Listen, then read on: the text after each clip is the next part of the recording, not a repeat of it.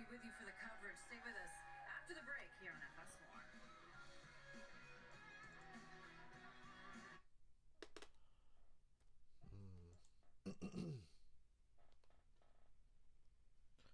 Let's see what we got going on. Will the leaderboard actually work? It didn't want to work during the Charlotte race.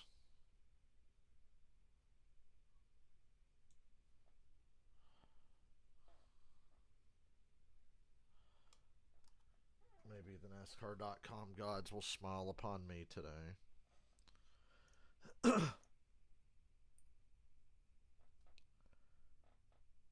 That'd be the only thing that would go right for me these days. Matt Crafton inspection failure, Rajah Caruth engine change, Joseph and Josh Raymond for unapproved adjustments. There you have it. Mike's working. We're good to go. Let me sit here and talk to myself while I watch this truck race. 2 weeks in a row of streaming trucks. Wow.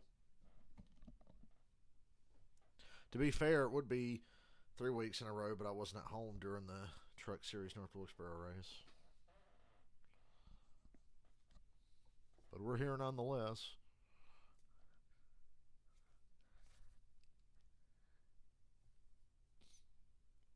St. Louis Gateway. I'm so confused as to why in the Cup race tomorrow they're not racing the low downforce aero package.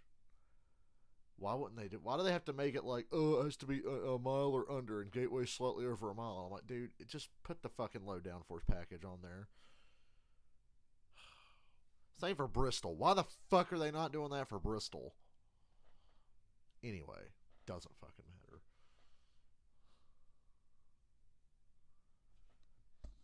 So apathetic about everything in general. I can't even muster up the strength to yell about how dumb that is. So please, somebody in this truck race, Hocevar, I'm counting on you. Do something to make me yell. Xfinity race is like, what, right after this? Xfinity's in Portland. 4:30. Then we might stream Red Dead or something tonight if I can stay awake after the Xfinity race. Unless I want to take another one of those depression naps. I don't know. If I feel alright, I'll stream something later. Don't know if it'll be Red Dead. I might stream Red Dead. I might try to do something else. I don't know. I know I wanted to play Gotham Knights today and stream that, but Andreas can't play. He's grounded. And I have no other friends who have Gotham Knights. And I don't want to play by myself unless I want to start that Batgirl playthrough. Batgirl only.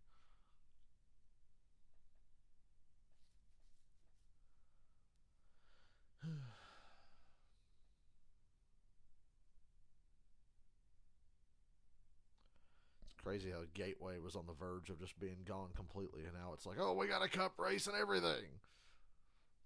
And we welcome you to St. Louis for the Toyota 200. This is the Craftsman Truck Series live on FS1. And as you can see, it is a beautiful day, but it is steamy. Hats off to all these fans. We're Hot and steamy. 91 right now and climbing, but the good news is not a cloud in the sky. It's going to be good crowd for a truck day race. For racing, and we're so happy that you're with us today. I'm Jamie Little. He's Phil Parsons, Michael Waltrip, and you know we've been racing here at Gateway for many years in the Truck Series.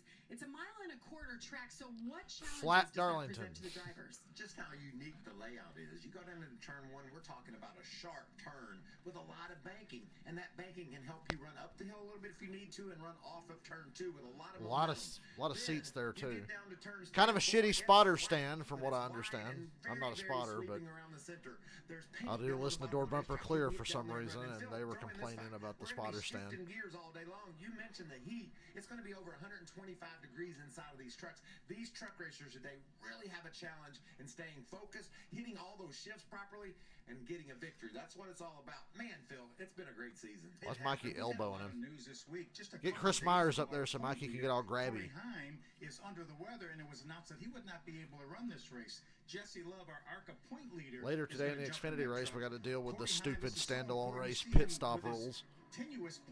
Oh yeah, Corey Heim with a 26-point regular season points lead. Out for the day. He's sick. He must be really sick. So Jesse Love is in the 11. And Tony What's-Her-Face is in the 1. But I like Jesse Love. It's his first truck race. Certainly thinking of Corey Heim and miss him. Defending race winner, and he can't be here as of yesterday.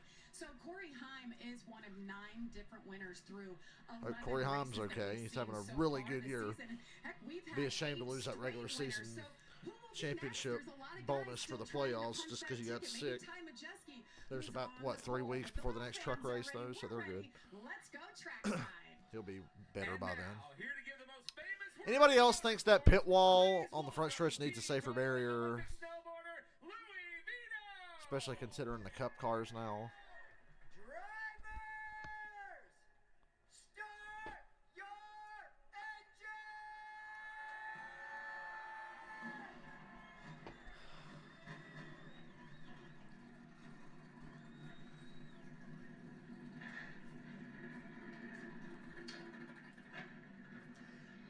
Nice command by Louis Vito. Well, just 5 races remain before the playoffs. Who will be the next to punch their ticket? Maybe it's Stuart Friesen. Maybe it's Ty Majeski.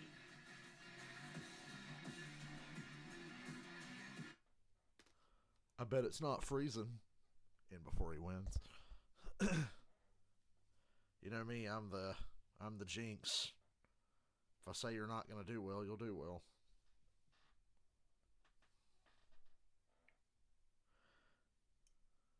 Why did I fucking click that?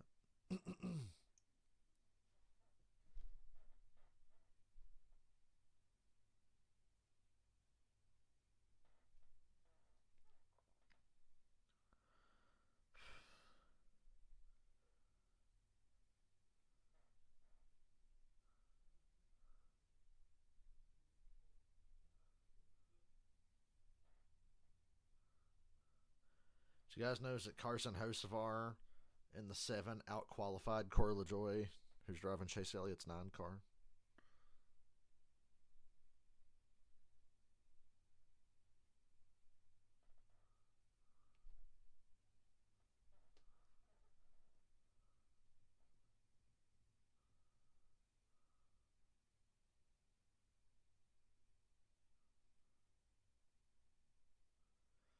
Kyle Busch won the pole tomorrow.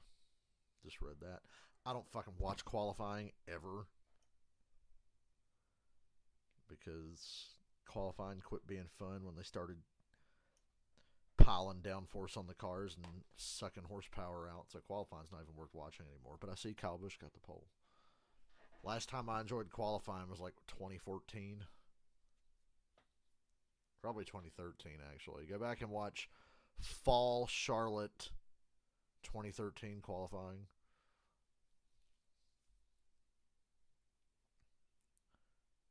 You know, when I was a little kid, I thought qualifying was just boring back then. We took it for granted. Oh, this is fucking boring. But you watch closely, that shit was not boring.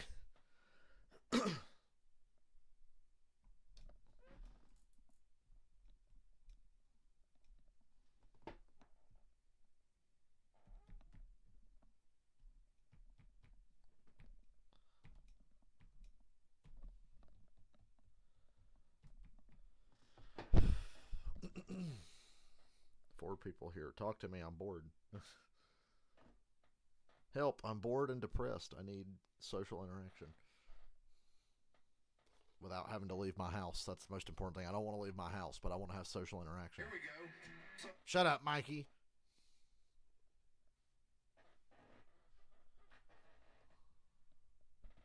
Two very, very different races today. And a very different race tomorrow from what you'll even see here today with trucks.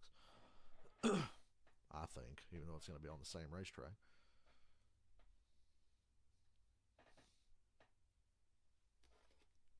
The NASCAR Craftsman Truck Series, we're live from St. Louis. Well, you see there, 35 Excuse me. Fired up and ready to sweat it out for 200 miles.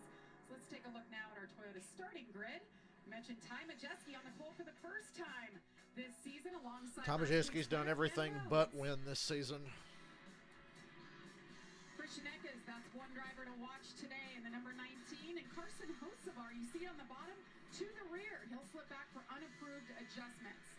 Stuart Friesen with another great qualifying effort here, and the defending series champion Zane Smith in row 3. Let's take a look at row number 4. Jake Garcia, impressive 18-year-old rookie, and Chase Purdy having the best season of his career for KBM.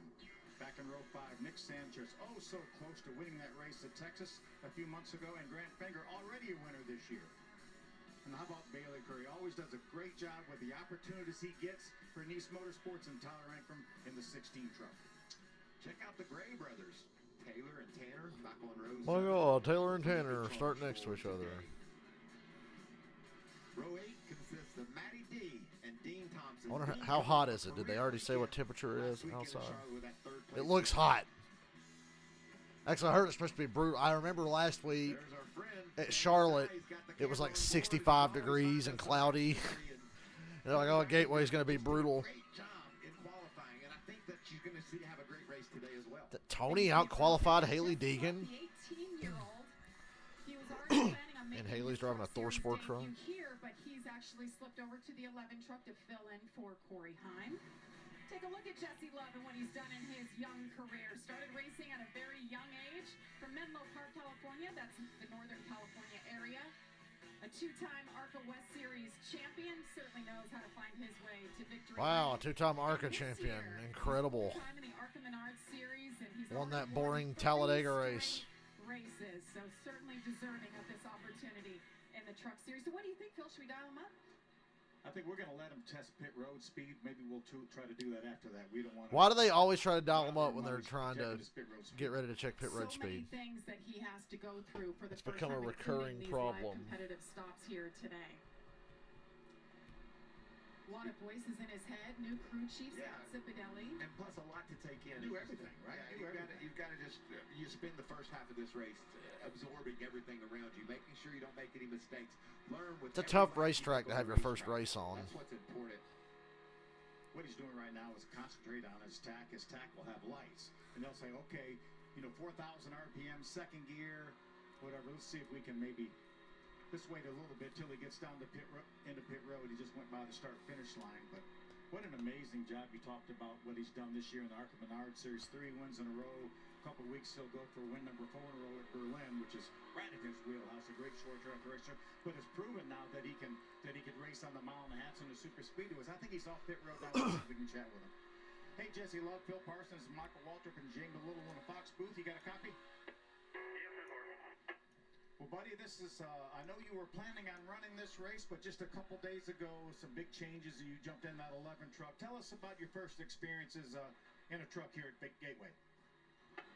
Yeah, it's been great. Obviously, we're all wishing Corey the best, and hope he's feeling better already. And obviously, just very delighted to get the nod to come run this 11 truck. And Zipadelli's got a great crew around him, and it's been great to meet all the guys and get to know them really well. So, looking forward to a good run today. Maybe went for a little bit too hard, got to pull back the reins for today, but just very blessed and fortunate to be here, and looking forward to a strong run. All right, buddy, we appreciate you talking to us. Have a great run. Thank you.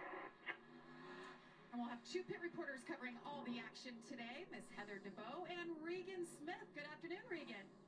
Well, good afternoon, Jamie. It has been a busy week for Carson Hocevar, and perhaps no driver has got more of an emotional tie to a racetrack, good and bad, than he does with this Gateway racetrack. Of course, 1 year ago, the last lap wreck that caused him to break his leg and have issues for the remainder of the season trying to heal that up.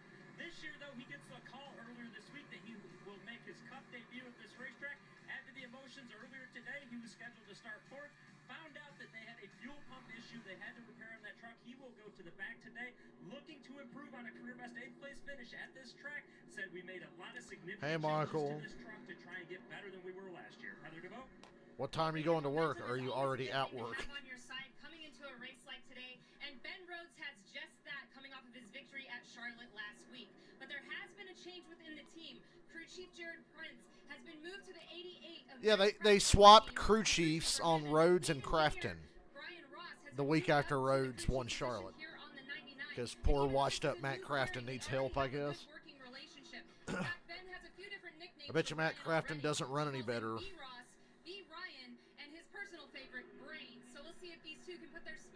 I hate how much the 98 and 99 look like each other.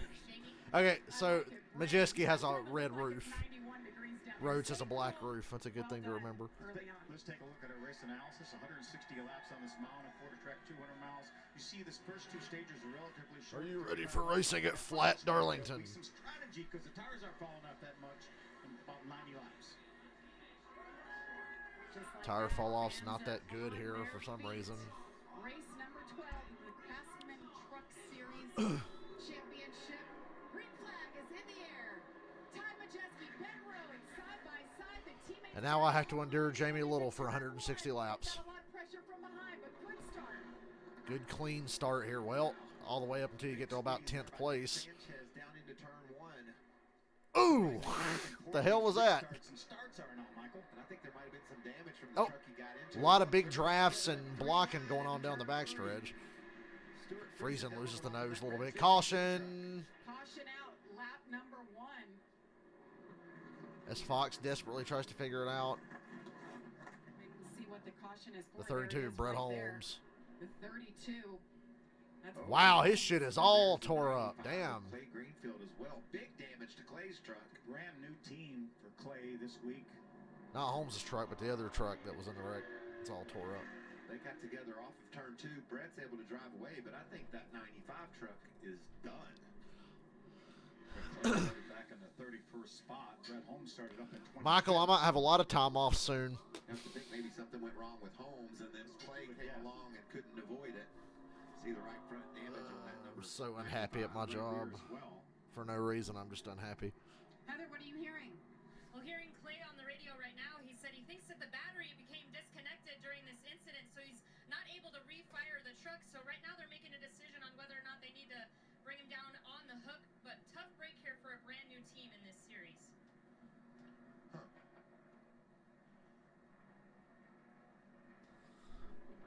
Well, as they try to get that truck hooked up, we'll step aside. Ty Majeski, Ben Rhodes, your leaders after one lap here at Gateway.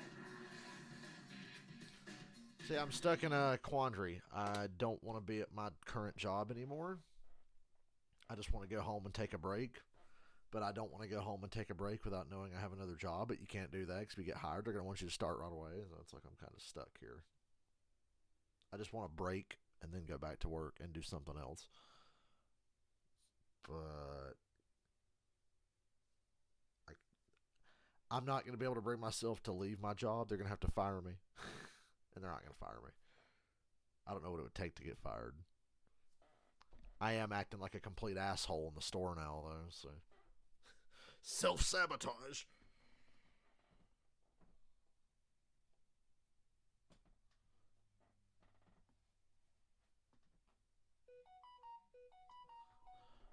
I am frustrated with the pay. I'm frustrated with corporate complaining about shit going on in the store that they cause. And I'm sick of being the only guy that opens up a box and puts anything on a fucking shelf in that shithole. Cup odds. Of course, I was hoping to steal Kyle Busch, which I may still do that. I don't know. I got to think about it before tomorrow. But the fact that they put Larson and Byron at 8-1 and 10-1, I mean, why wouldn't I just bet on one of them? I have to go look at like practice and qualifying in last year's race and figure out what I want to do for tomorrow. Yeah, I'm not happy at my job. I'm just like tired of it. All those things, like I said, the pay, nobody else helping me.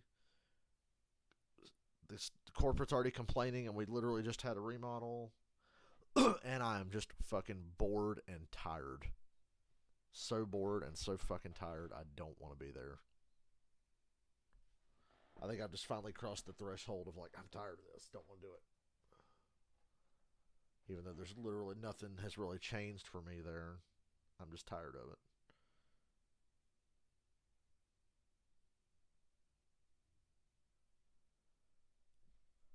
He took Custer for Xfinity. Creed got the pole.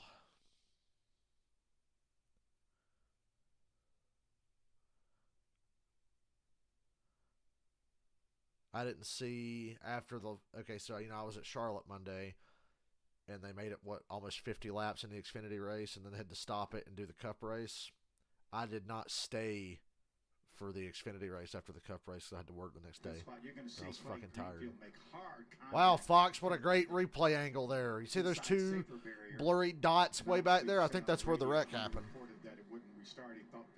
Raja's truck's banged up. He's coming to pit road. Lap 4 under caution. Maybe Raja, who had the start of the back because he had engine issues in practice yesterday, did not get to qualify. Yeah, the leaderboard's actually working. 6 days in a row, and then you get 8 days off. See, that's kind of cool.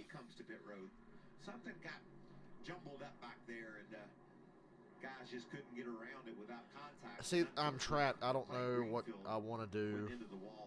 I'm super picky about what I want to do because I don't want to be miserable. You shouldn't have to be miserable for a living.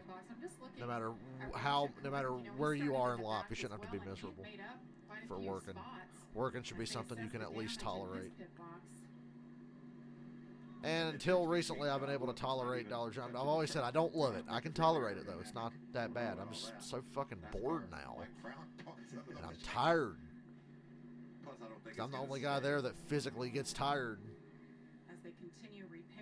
Everybody else works and shows up, but they don't really work. They're just there. And I'm tired all the time. It could get upwards of 130 degrees inside that truck. That's incredible. And Michael, you talked about how difficult this racetrack is, how fast you go down into turn number 1, slam on the brakes, use a lot of brakes, that creates more heat as well. You talk about them shifting, that creates more heat. So everything's working against them as far as heat goes. Got up to 120 just in qualifying yesterday. So that's the Morgan & Morgan on board, and here's our buddy. Daniel Dye. He's got the Race to Stop Suicide on board camera. And I talked to him yesterday. He was worried about the heat. He said this is one of the It sucks because shut up, Mikey. I'm trying to formulate a thought. It sucks because Thursday morning I was just like, fuck, I don't want to be here. And then I was getting told about how corporate's complaining about this, that, and the other thing in the store, and now they're getting bitchy about the schedules. I'm like, don't start trying to fuck with my schedule. I will leave. They're getting on him about giving people the schedules they want. And I'm guessing that would include me. And then I was like, Thursday, the last couple hours, I was just like, I fucking hate this place. I want to die. And then I go home and I wake up Friday morning. It took everything in me to go there. It took I wanted to stay home so bad. But I actually had a decent day Friday. It just went by slow. And I was like, I hope to God I feel better Tuesday. Because Tuesday morning's when I go back. Because, Jesus, dude, I can't feel like that anymore. It sucks. The jack post is broken off on the left side of Hocevar's truck. Well, they don't have much of an option just to jack up the rocker panel and destroy the rocker panel. I don't know what kind of job I want. I never get jobs I actually want. My only options are jobs I hate.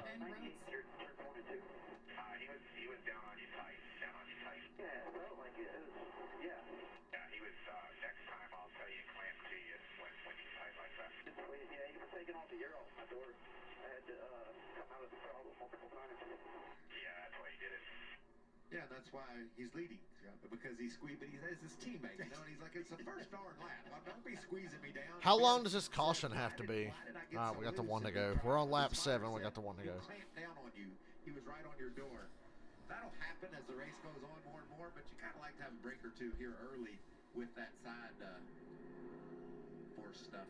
And I think that's why Tom Majeski takes the outside. I was sitting there thinking, I could try to work at the movie theater here in town, but they don't pay shit either, and that's one of the reasons I'm kind of frustrated finally. Is this pay ain't that good. It's not good enough.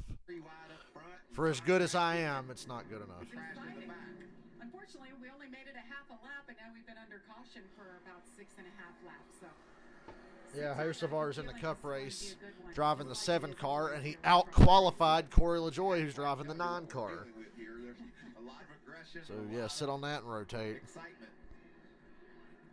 Heather, Well, just listening in on the conversation. Thrilling with start to Brett this Holmes, truck Hershey, race. Jerry Baxter, he's extremely frustrated with the 24 of Raja Caruth right now, and he actually told him, you might need to take care of what just happened. So we'll have to keep an eye on the rear of the field with the 32 of Brett Holmes. Brett Holmes is pissed off at Raja Caruth. Heather, they're right together. They're bumper to bumper. So. Ooh boy, let's wreck each other for 30th. Raja coming out there. Let's wreck each other for 30th on lap 8. Be interesting to see Let's how do it. Patch last field. It looked kind of weird the way they did it, but so far so good. I want to know what he means by take care of it. Well, you might find out. Green flag. But for how long? On the outside, Ben Rhodes, and they're trying to make it 3 wide once again behind him. A good push by the blue and white truck of Christian Eckes. Gets Majeski out front. Majeski takes the lead.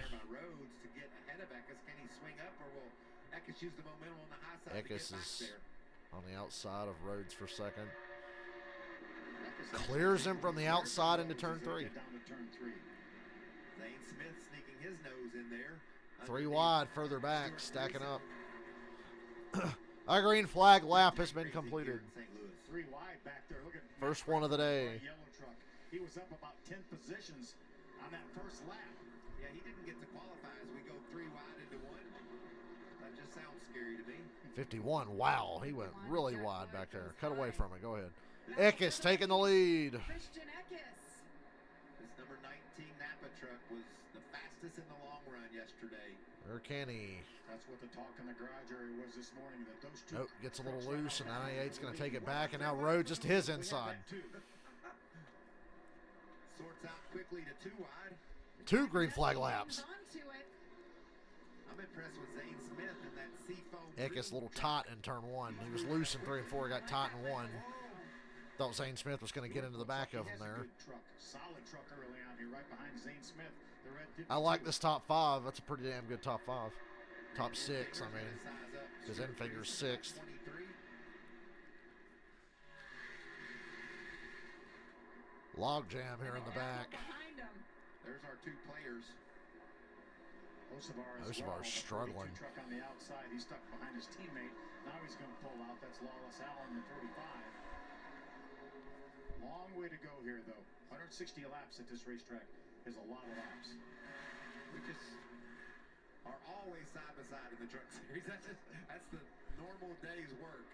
That's Daniel Dye out on the outside there.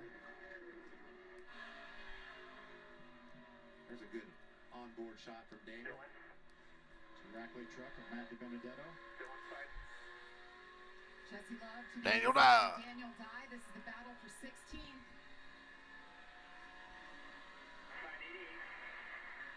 Here comes Matt Crawford. Started in the back, Phil. A lot of people in the garage here said he was really, really strong in practice. Haley Deegan in that 13 right there with her teammate. She's the black truck. Can't believe Tony, what's-her-face, out-qualified Haley Deegan. Technical inspection 3 She didn't outrun her for very long. His pit selection and drop to the rear. They finally strung it out here, got nose to tail, but there's going to be a lot of action, a lot of passing. Fast trucks going to the rear always makes it entertaining. I think if Matt Crafton can get inside the top 15 at the end of this first stage, I think they'll think that was pretty good work. And Christian Eckes has a pretty good truck as well, pulling away from Zane Smith by about 4 truck lengths now in that battle for third. Eckes made a run for the lead 3 wide. It didn't work out. He settled back into the 3rd position, and he's just remained there. You said he's got a good long-run truck, so I'm waiting to see as those 2 in front of him wear out those tires, what Eckes can do with it. But behind him, Zane Smith, I mean, defending series champion. He's already got a couple of wins on the season, but he's coming off of his 3 Majeski's working his way to a 2-second lead. It's creeping up there. Very uncharacteristic to have trouble 3 races in a row. And Rhodes has trash on the grill. Let's get an update on Eckes. Regan. Well, Jamie, you see Christian Eckes right there and trying to battle for 2nd place right now with Ben Rhodes. Spoke to Christian right before he got One of in the Deegan's truck. favorite tracks. She's, well, she's 18th. Feels absolutely terrible. Has had a little But I think she's ahead of where she qualified, if I'm not mistaken. Michael, Phil, you guys know as well as I do, though. You get into a race car or a race truck and it's fast, that's the best medicine you can ever get. Yeah, without a doubt. But I tell you, that talking about the heat, that's going to compound that thing, especially if you're not feeling good.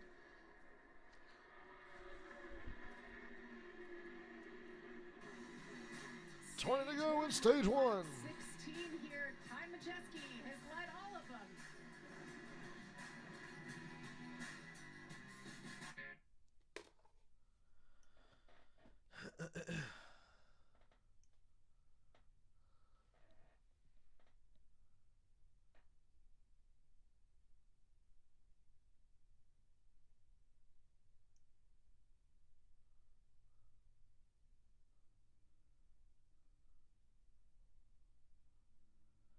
You know, the other shitty thing about my job right now, I think my boss thinks I'm pissed at him. I'm not pissed at him. I'm pissed at the people above him and the other people that work for him.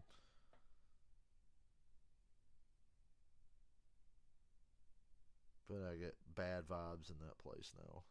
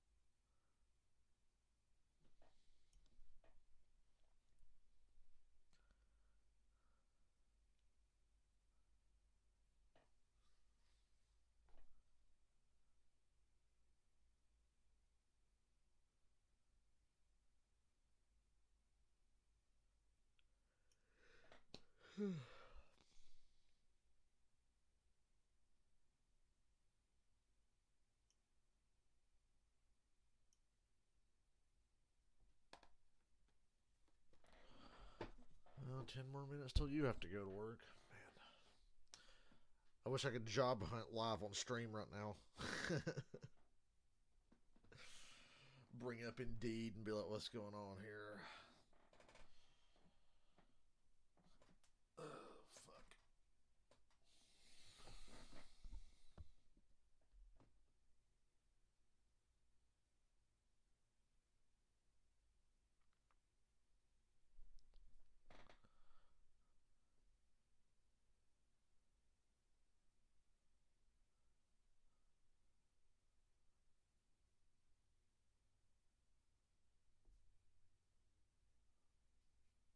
And we're back. And they're still single file with nothing happening, but it's Gateway. What do you expect?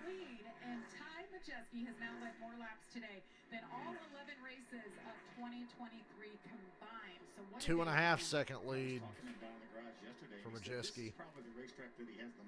Nothing's changed during commercial. Super late model races here, so obviously good to see Ankrum in the top 10. And man, is he showing it. You know, it's funny you say that about laps led because he's finished second twice. He's got as many top 5 finishes as anybody in the whole series, and he's just there every week. Seems like maybe just missing that one spot at the end of some of these races. And at the top of the show, remember he's second points behind Corey Heim, just 26 behind. If he can hold on here and win this stage, obviously he's going to gain 10 points right then and there and hold it within 16 of Corey Heim. Been a model of consistency. Ty Majeski takes care of his equipment. Tanner Gray going for 9th. Get that one more spot, which is what he's doing so far today, having a good run with 14 laps to go in stage 1. Hearing Dean Thompson coming off his best finish of the year is on pit road. Dean Thompson pits under green. Truck down. There has to be something wrong under the hood, or He had a hell of a race at Charlotte.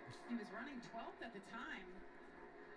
not a lot of activity there. They're going to go indeed under the hood on that 5 truck as Tanner Gray sizes up. Tanner Gray and Tyler Ankrum are racing hard.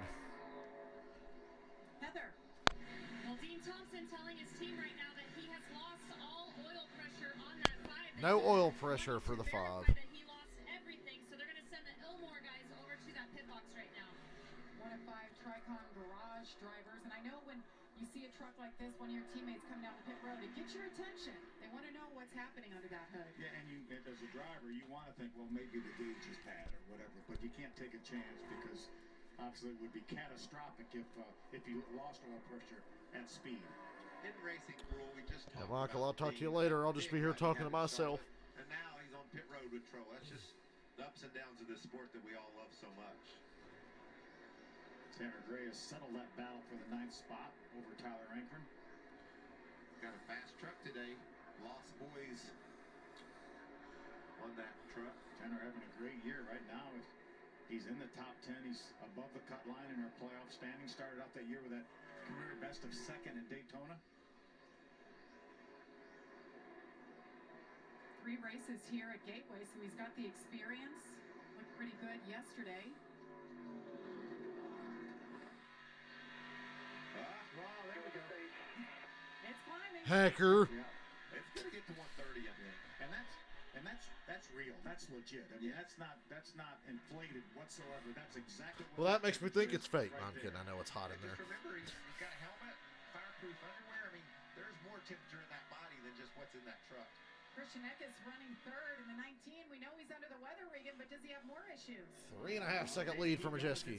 And Eckes has got a problem. But the report from Christian Eckes to the team, his brakes are going away quick. Brake fade. Not like the stopping power, starting 25 laps into the race for Eckes. That's not going to get any better on lap 25 here. And Regan, you know how important those brakes are. We talk about how sharp turn number 1 is, even downshift getting in there. This is a hard braking zone. Maybe one of the hardest in all of NASCAR when you dive down into turn 1 with that type of speed. Yeah, Ty Majeski told me, Michael, that he uses as much brake getting down to turn 1 here as any racetrack that he goes to, road courses and Martinsville included. It'll be okay down at the other end of the racetrack. Just barely touch the brakes, possibly get down into turn number 3. But if those brakes go away, it's going to be a struggle for him down in 1 And and 2. it's aggravating too, because you don't know how hard to push it. You don't know when those brakes are going to get worse and worse. So let's just take a look at the RPM and the speed that he takes down into turn 1. Zane Smith's catching up to him. We got a truck slow on the front stretch. Trouble on the bottom there. 8 to go in stage 1. 60 miles an hour, 163. Look, Couldn't tell who that was. They're not going to bother showing who it was. That's why they're shifting down there, right? Christian Eckes finished 2nd here last year, so he's certainly one that we've kept our eye on. Running 3rd right now. We'll keep an eye on those problems. Ty Majeski has opened up almost a 4-second lead now over the 2nd running. God, without stage cautions today, Majeski would lap the field. laps on the track. Still no follow-up on that slow truck that was going down the front stretch. I just saw them pushing the truck back to the garage. And we have another And issue here yeah, for the yeah. Stephen Malazzi. I'd say that's an issue. Caution's out. 34, he said his car is dead. We're going to try to walk him. He said it's dead. But if Dead. it's dead, I mean, there's no cycling. Get a restart here with probably 2 to go in this stage, I figure. Yeah, these Caution's engines out are now with fuel 7 to go. injected, so sometimes you have to recycle the system when that happens. He But came down pit road. They sent him back out, and the thing died at the end of pit road near the racing surface. For that, for the 2nd time today. 29 of 160 laps so far today. Tom Majeski says, "Nah, I didn't necessarily need that. You talked about that 4-second lead. Majeski had a massive lead. Into a stage win, playoff point. Now here's where the strategies can get flipped, because they said that the tires don't really fall off that much. I think we do. Split strategies, would you say? Yeah, I mean, the guys that desperately need the stage points will probably stay out. But there's some drivers that really don't care that much about stage points, and they're going to come in now. Have that track position when we restart the 2nd stage. Quick stage here, just 35 laps for stage 1, 35 laps for stage 2. Guys, I'm really impressed with Chase Purdy. He's had a really good year. He's had 5 top 10s already this year, having a solid season. Right now, running 7th in front of some really good trucks. Chase is doing a great job. Yeah, we were talking about that yesterday, Phil, that it's just steady and consistent. And when you build that base, then you can start bumping up there to the top 5 and running for victories. And Chase is such a great spirit, a fun guy to be around, and it's cool to see. You know, a lot of pressure comes when you drive for this organization with all the wins and the successes they've had, and to be able to stand up to that and perform at this level, I think I like what I'm seeing here. Drives for Kyle Busch Motorsports, of course. Kyle very involved with his drivers. Crafton up to Over the whole 13th. practice yesterday to Throwing check. that in my face. Tomorrow on FS1 for the 2nd time ever, the NASCAR Cup Series heads to Oh, I St. wonder why Louis. Chase Elliott's out of the promo this week. Oh, yeah. Win against a hungry pack in the Heartland. Coverage begins at 2 Eastern with green flags flying at 3:30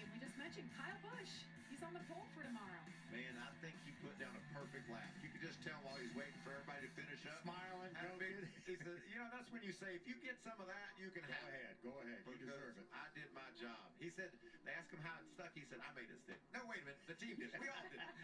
But that's just a great feeling when you perform at that level. Well, he said they had to work so hard at that end of the racetrack, and it really made it work. Look at that little one.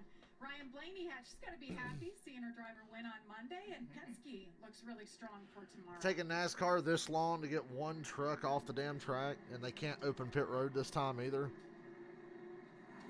Had a lot of different Fucking winners A. this season. We talked about it. 9 different winners through 11 races. 8 straight different winners coming into today. And there's a lot of faces that are very capable of finding their way to victory lane who are still waiting for a win this year. There they are.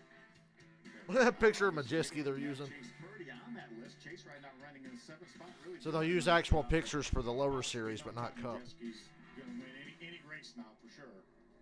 You saw Stuart Friesen there. He's running in the 5th spot. He's actually below the cut line right now by just 1 point. He's in 11th. And I mentioned the playoff picture because it is the Truck Series. We only have 4 races remaining after today before that cutoff and the playoffs begin. Isn't that crazy? Yeah, it's months till the Cup Series is ready to go playoff racing, but it won't be that long for the truckers. That's why when you start the season, you better be set on go and get it done early. Guarantee yourself a spot in the playoffs because we're going to hand out a NASCAR championship come November in Phoenix. You know, This is a really stupidly long caution. Obviously, if they're going to open pit road and give these guys an opportunity to come down pit road, or will they keep pit road closed till the stage ends? And that If makes this, the the caution came out with 7 to go for a truck stopped. We go back with one If go. they run 7 laps of their caution to end the stage, they're stupid. And they could do it. They could do it quickly. I mean, we know they're stupid, but so everybody can come to pit road, lead lap trucks as well as lap down trucks. It is going to be open here. They've had a history of just throwing the green flag and getting the stage finished under green. I think we're going to see that. Let's see, we've got 33 here. Maybe not. Bunch of them coming. I think Road is open. Looks like Ty Majewski will lead him. who's going to stay out and grab the stage? Looks like Grant Enfinger, the first to stay out. It will be a quickie yellow here. Heather, they're making their way down pit road to you. Yes, they are. And Ben Rhodes and his crew chief, Brian Ross, really debating on whether or not to come. But they said if the 98 comes, we have to follow them in order to stay in the top 3. So he said right now they just need to work on the same spot that they were tied in yesterday. So they're going to do a track bar adjustment and 4 tires on the 99. Enfinger takes the lead by staying out. More guys pitted than stayed out. Hard to pass is what we all love to hear. Well, the 19 of Christian Eckes, we reported on the brake issues that he's having. He's also too loose into the corners right now. Wants some entry stability with that truck. And the 98 of your leader, Ty Majewski, he's a little bit too tight in the middle of the corners. And it's maybe going tighter as the run goes. Friesen slow out of his box. They thought very hard about staying out right there. That sounds like Ty Majewski made up all their minds. Let's follow him to keep that track. And the race off pit road is Race off the tightest pit road in Eckes. all of NASCAR, just 22 feet across there. So these Oh, I'm guys sorry, have to be Majewski. really Why'd I say careful Eckes? exiting their pit. How about the 4, Chase Purdy, taking 2 tires. Because he used to there drive to that gain 4 98, duh. spots. And we were running into each other with 38 feet to work with last week at Charlotte, right? You Race saw off pit road here. how tight it was. There's Chase Purdy getting that ground. A few trucks stayed out, Phil. Are we going to come to one to go here? I hope so. We need to finish this stage under green here. Yeah, that's what I'm thinking is going to happen. And if we do, we're going to see, yes, we're coming to one to go. We're going to see a heck of a mess. Maybe not when I say mess, not a wreck. We're going to see 3, 4 wide because those trucks, although tire fall off isn't that great here, so it might not be as bad as you think. But we've got Grant Enfinger, Matt DiBenedetto on that front row staying out. Jack Wood as well. Those are 3 fast trucks. Spencer Boyd Rose running okay as well. So we'll see how this plays out. Saw Stuart Friesen kind of hesitate in his box. Let's take a look at his stop. You see that square up in front of the left front of that truck? That's where that Yeah, Friesen had a truck is really supposed bad to stop. You saw him stop about 3 feet short of that, so the jack pen really wasn't in position initially, but obviously really, really slow on the right front. He was waiting on the tire. That's weird. Somebody forgot to take their tire to him, and then he stalled the engine. Heather, what all went on there? It didn't look very good. Well, you guys did a pretty good job explaining it. I was just going to say they forgot to bring the right front out for Stewart there. So a little mistake by the pit crew here, but he also stalled it, leaving his pit box as well. So they were trying to make that strategy call of doing 2 tires to gain track position, and unfortunately it didn't work out for him. So we'll have to see if the 52 can work his way back up to the front here. I was watching Christian Eckes pit stop as well, and he looked like he had some trouble, and he's restarting back in the 12th spot right now. This is going to be wild, Jamie. You're going to have to really call this one. What did you say, Michael? It's going to be a mess. Going to be a one-lap It's shootout. going to be action-packed, so get ready. A 7-lap caution for a truck that got stopped near pit road. Wow, NASCAR, wow. So you get a 1-lap sprint. DiBenedetto, Enfinger, Jack Wood, Majeski on fresh tires. Majeski probably still won the stage. They're looking for their first win of the He's only season. got 1 lap. I think that win for this stage comes off that Only second 3 lap. trucks stayed out. What do you think, I'm Tom? not sure if they're going to be. Grant Enfinger's going to have something to say about that. His tire's already up to operating pressures. It's going to be a shootout. There we go. For stage Enfinger's number got a lot of 1. experience up front. Grant Enfinger, The bottom line lagged way back, so yeah, this is going to work out good for Majeski, I think. Although Enfinger's taking his line away. Here comes Majeski from the Majeski into row. second. Good exit off the corner for Grant Enfinger. Very good exit, Phil. That's a great call. 1-lap sprints are kind of silly, aren't they? One more corner for Enfinger to hold him off. Majeski goes to the outside. He's going to try to cross him off before. He's not going to get there. Enfinger steals stage 1. Good strategy call. Of course, it helps that NASCAR ran it down to 1 to go for no reason. Great job by Grant Enfinger. DiBenedetto falls to 5th. Fast the 98 was, but he was And able to Jack get the Wood job falls done. out of the top 10. Got good news and bad news for Grant Enfinger. If he pits now, he's going to lose all that track position, but he did get the stage win. First stage win for Grant Enfinger. I'm thirsty. I'll be right back.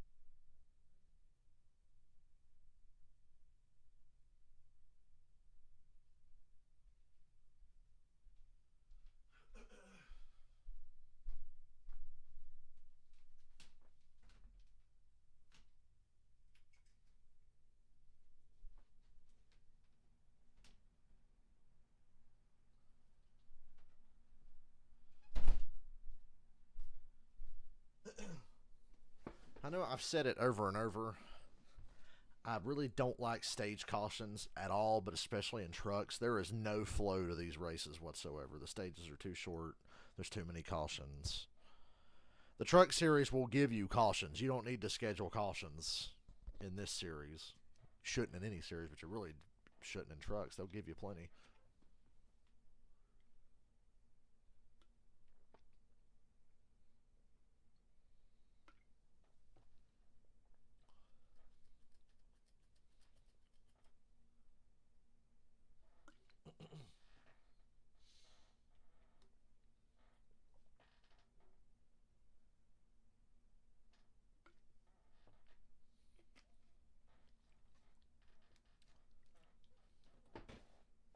Took them 7 laps to go back to green for literally nothing.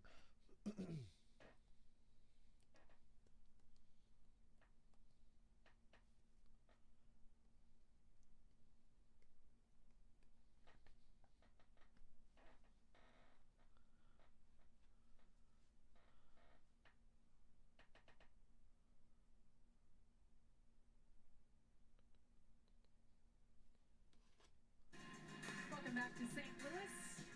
Under caution, as stage 1 just came to an end.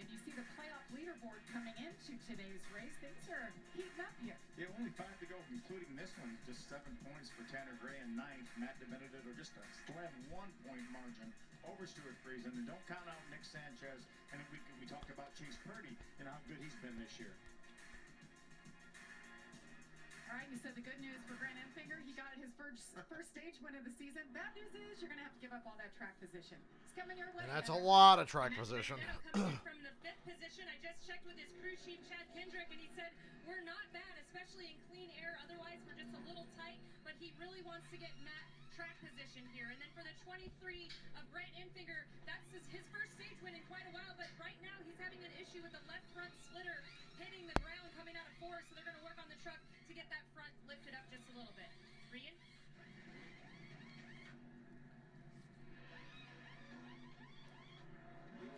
You could see that left front tire changer reach and put a packer in the shop, and that just will hold that truck up off the racetrack a little bit better. Isn't that great what a feel Grant has for that truck? He just felt like something wasn't right there. The team probably confirmed it through video and pictures, and they made that adjustment. Saw his pit crew there. They're a development team for RFK. A lot of the teams. Jesse do that Love for on the pit truck road. series. And you see Jesse Love. You know, it says Heim. Remember, he's replacing him today. Heim out under the weather. Looks like they're making some major adjustments on the left front. Let's see if we can get a word with Grant. Grant Enfinger, it's Waltrip and the Fox team. Do you copy? Access road, so Shoot. pretty much standing. He's talking to his spotter about lines and different things. We talked about the communication from the team. Look how low that left front is, Phil. Let's see if we can get Grant. Hey, Grant Enfinger, it's Michael Waltrip and the team. Do you copy? I got you, Michael. Oh, Jesus. A little bit of concern about the left front, but great job of staying out there and winning that stage. Did you think you were going to be able to hold them off? I definitely quick, but I like the call that Hensley made. I was surprised more trucks didn't stay out, so now we kind of dug us a whole gear. But no, the picture actually did good. We were making an adjustment to the truck, but I do think our GFA Power Equipment Chevy is pretty good. Not good enough to run with Ty yet, but that's why we were making an adjustment on it, and Hensley tends to make it better every time we come down pit road. Well, I love the call, too. Congratulations. Good job. We're going to keep watching. Have fun, bud. Thanks, Michael. I know it doesn't matter if I like the call or not, but I thought it was cool. Grant Enfinger will restart 27th, but it's Ty Majeski leading us. Ty Majeski. Stage number 2 coming up next.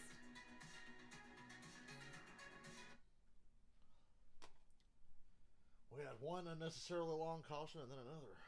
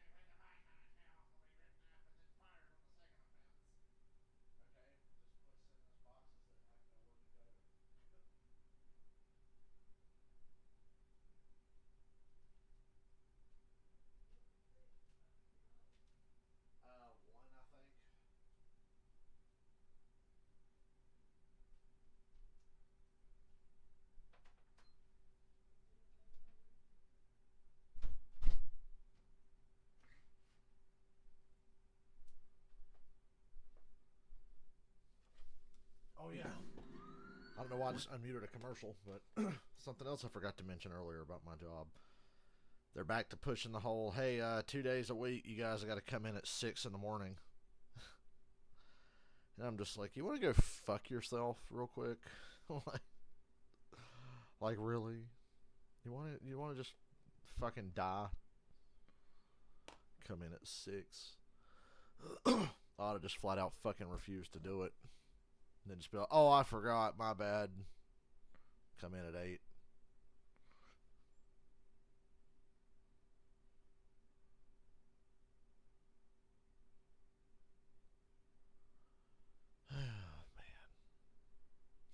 I'm having a hard time, y'all. Trying to enjoy some racing today, though. Keep my mind off it.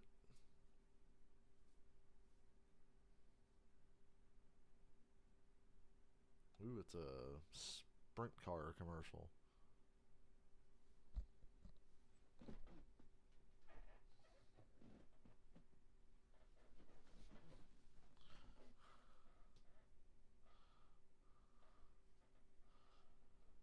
With Kyle Larson. What's he saying? It's getting interesting. I thought we were having a really good shot to win. Dirt! The last great American sport. Dirt. The most overrated form of racing in the world. If you've seen any of them, you can't turn. It just kills me how much boomers go on about dirt, dirt, dirt, dirt, dirt, dirt, dirt, dirt, dirt, dirt, dirt, dirt, dirt. NASCAR sucks. Support your local dirt track. Dirt, dirt, dirt. There's like this whole elitist attitude. It's like, you know, if dirt racing's so great, how come it's not bigger nationally?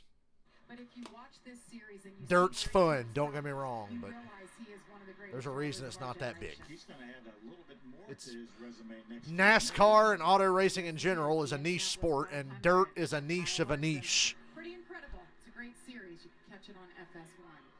But anyway, stage 2, we finally get some damn action here. Stage number 2. Feels like we've been under caution for half an hour. Ben Rhodes, Zane Smith, and Tanner Gray. Majeski has the dominant car, and it's not even close. Not even his teammate can hang. 3 wide for second. Eckes thinks better of it. Showed his nose out there. Rhodes actually got through the center there really good, but he's going to get tight here. Tight, tight, tight.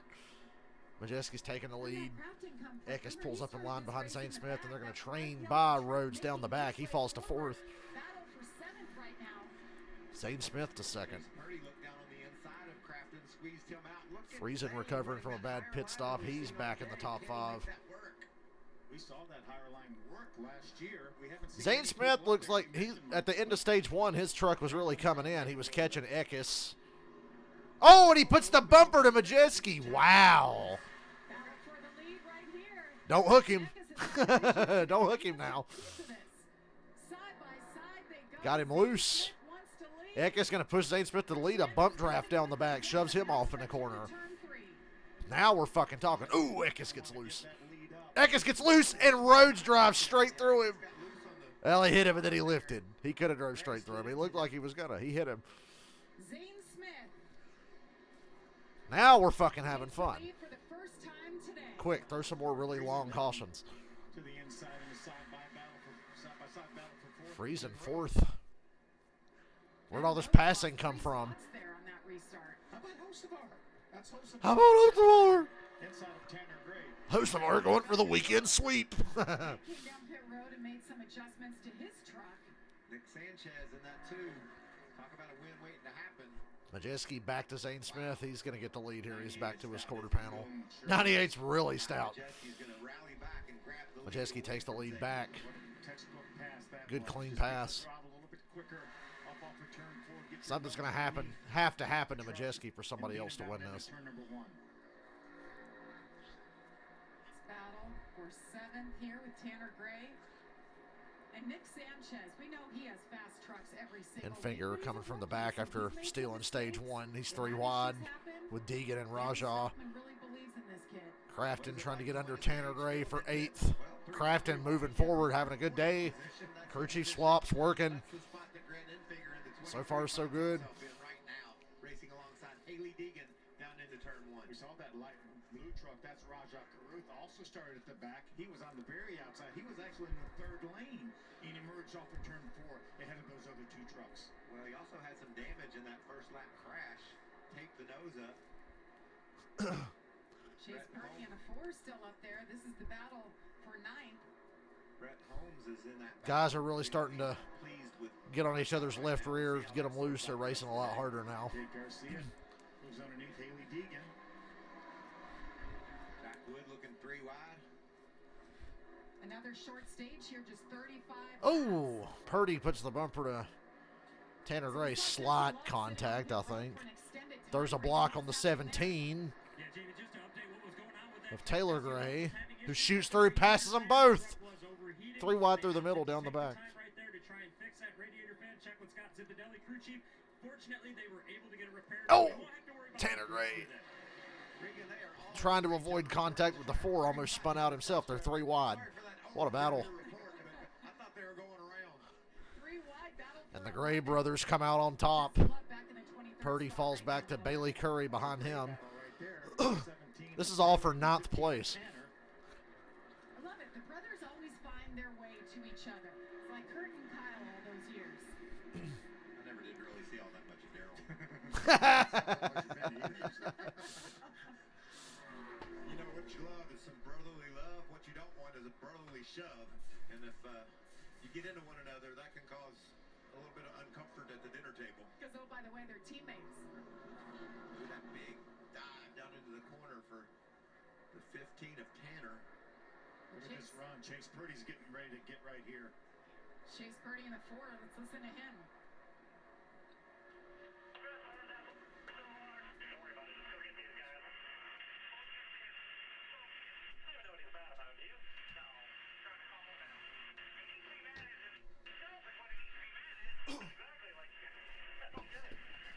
Obviously, that's Jeff. Yeah. And you know, Phil, I bet you never talk about us like that all those years. Caden, 2 weeks in a row streaming trucks. And like I said at the start of the stream, it would be 3 weeks in a row, but I had to go to the airport the day of the North Wilkesboro truck race. So I would be on my 3rd straight truck stream. After the restart, it sounds like he was talking about the 52. Stuart Friesen. I think Chase is doing an outstanding job here right now, running in the 10th spot. But that's your team's job. Your crew chief, your spotter, to calm you What down. a block by Sanchez on Crafton. And then he pulls up and gave him a line into the corner. Crafton's got a good truck. And Phil Parsons said what I said. You know, when we raced, Sanchez threw a dumb block there. there was some squeezing in there, I know that. But these guys now, they block. And we're a veteran like Matt Crafton who wouldn't do that back in the day. It really makes you hot. Glad we don't have Zane Smith's running up on Majeski for the lead again. So it's time to go to commercial, ladies and gentlemen. Continues to lead here with 100. What happened with that lap 1 crash? Nobody knows because Fox didn't catch it on camera. Are they going side by side here? They are. Nice. Majeski's clearly got the class of the field. Zane Smith passed him earlier. Majeski passed him back. Now he's reeled him back in. They're almost 2 seconds ahead of Eckes in 3rd.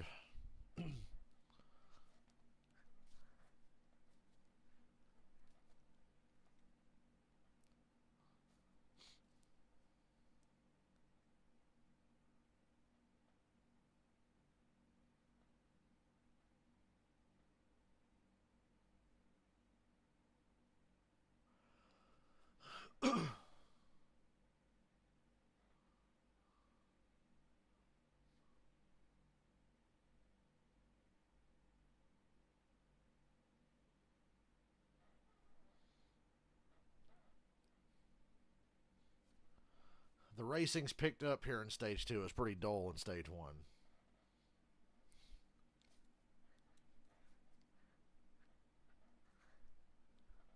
Damn, Jesse Love. What a move.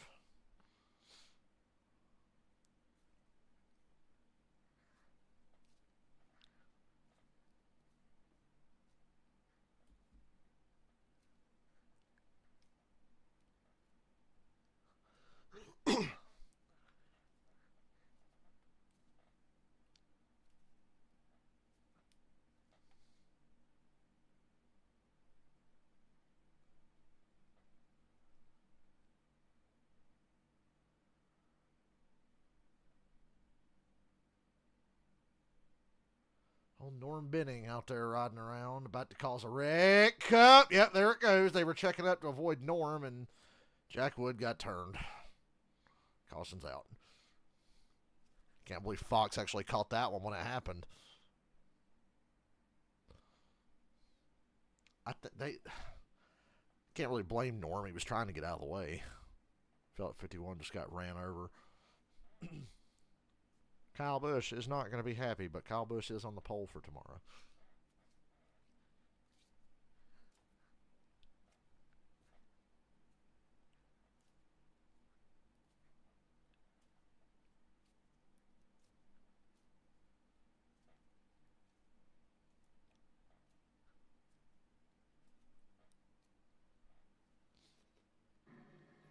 And we're back.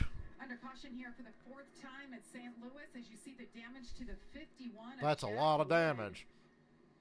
Take a look exactly what happened. Could be time to flip the strategies again. Spot at the time. It was a mess, Jamie, as they saw side by side on our coverage here from Fox. Up in turn 3. Norm Benning's getting lapped down. Norm's on the bottom, getting lapped. Jesse Love goes by. Rajah goes by. They check up a little bit. 0-2 just fucking... and then just stayed on him and hooked him. Who's in the 0-2?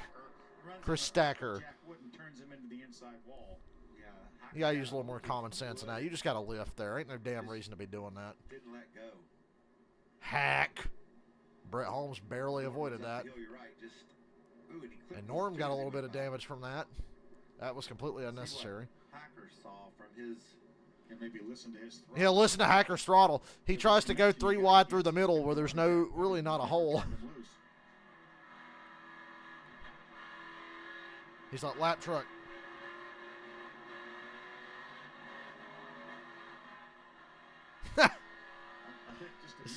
Never got off him. Sup, Alex? You missed a good night of Friday the 13th. We killed Jason Myers. We actually killed Myers. Me and Guido.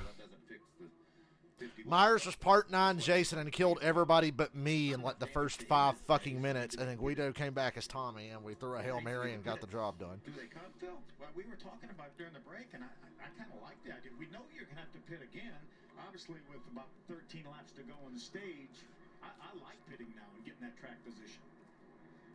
Just you won't be able to go quite as far as the rest of the guys that don't pit. I'd pit here. They come in at the end of the stage also. What if you're Grant Enfinger? Pit. That stage gets that shot to the back. He's made his way up to 15th. Maybe he does. You got to do the opposite of Majeski if you're going to have any shot whatsoever at winning this race, I think. Zane Smith's the only guy in his league today. And Zane Smith pits. Opposite the leader. I like it. Majeski and Eckes and Rhodes and Friesen and Sanchez, Craft, and they stay out. But we got a lot of good trucks pitting. Smith, Hocevar, Enfinger. Pretty much half the field stayed out and half the field pitted. Only because of that concern with the left side jack post. Look for them to potentially try and do the left side tires here, as they felt like at some point today they were going to have to do that. As for the truck right now, it's pretty good. Just a little bit too free for him from where he would, or excuse me, a little bit too tight in the middle for him for what he would like. And then the 38 is Zane Smith fighting for rear lateral grip with that truck right now in the 38. Adjustments. It's hot and slick out there. We're over 90 degrees here just outside of St. Louis. Brent Enfinger makes his way out of his pit box. I think that jack issue for Carson Hocevar is going to cost him a little bit of time, but I think if he took his time and slid that jack all the way underneath the frame rail, he's going to be okay.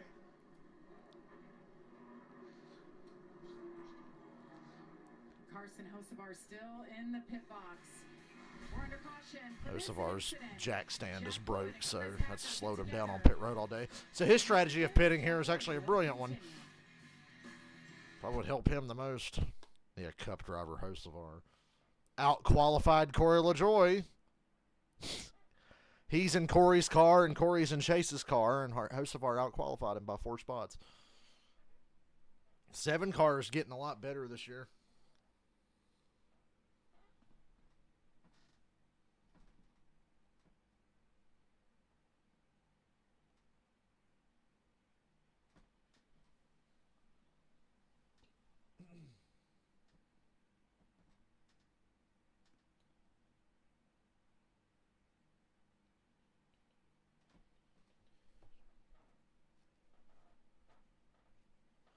Why does that top thing say Zane Smith leading?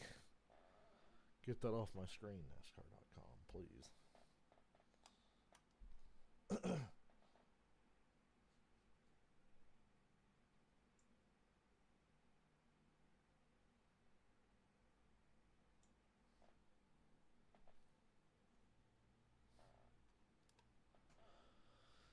Excuse me.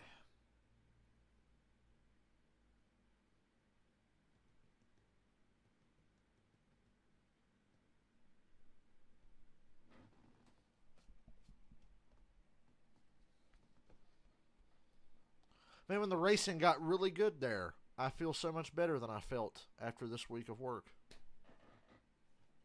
Hope the Xfinity race is just as good. They're in Portland.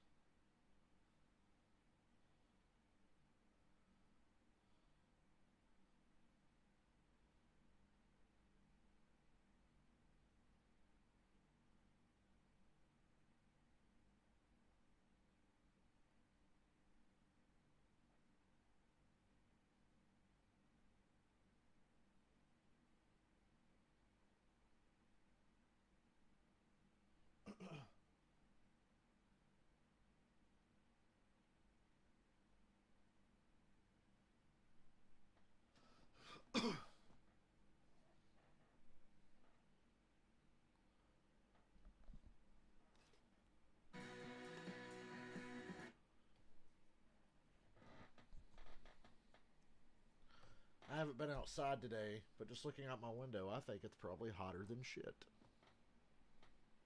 All right, so going to break, we saw some truckers pit, and the 38 of Zane Smith was one of them, but was he supposed to pit? Opposite the leader's fine. So Zane Smith wasn't supposed to pit, but he pitted anyway. But I like it. Opposite the leader, son. 14 trucks stayed out. The rest of them pitted. So really it was 50-50. So he didn't lose that much track position. He's going to gain that track position back big time. Gonna have 9 to go here. Majeski should win this stage handedly. Eckes, Rhodes, and Friesen have not had anything for him today. Sanchez has not even been top 5 till now. Good restart by Eckes. But Majeski's gonna beat him through one. Ben Rhodes holding tight there in the outside line. Stuart Friesen. Top 5 all day. Little side draft down the back. Eckes swings to the bottom. Wow. Sound like a battle droid there. Wow. Nick Sanchez in that too. Oh, run! Oh, Eckes running into the side of Majeski. Oh, and Friesen takes the lead. 19 was using up the 98. The 98 has not fired off well 2 restarts in a row now. He seems to struggle for a lap or two, so there's a chink in the armor there on the short run, but it doesn't take long for it to come back to him. 8 to go here. Friesen gets out front. Sanchez throws a block on Rhodes, then gives it back.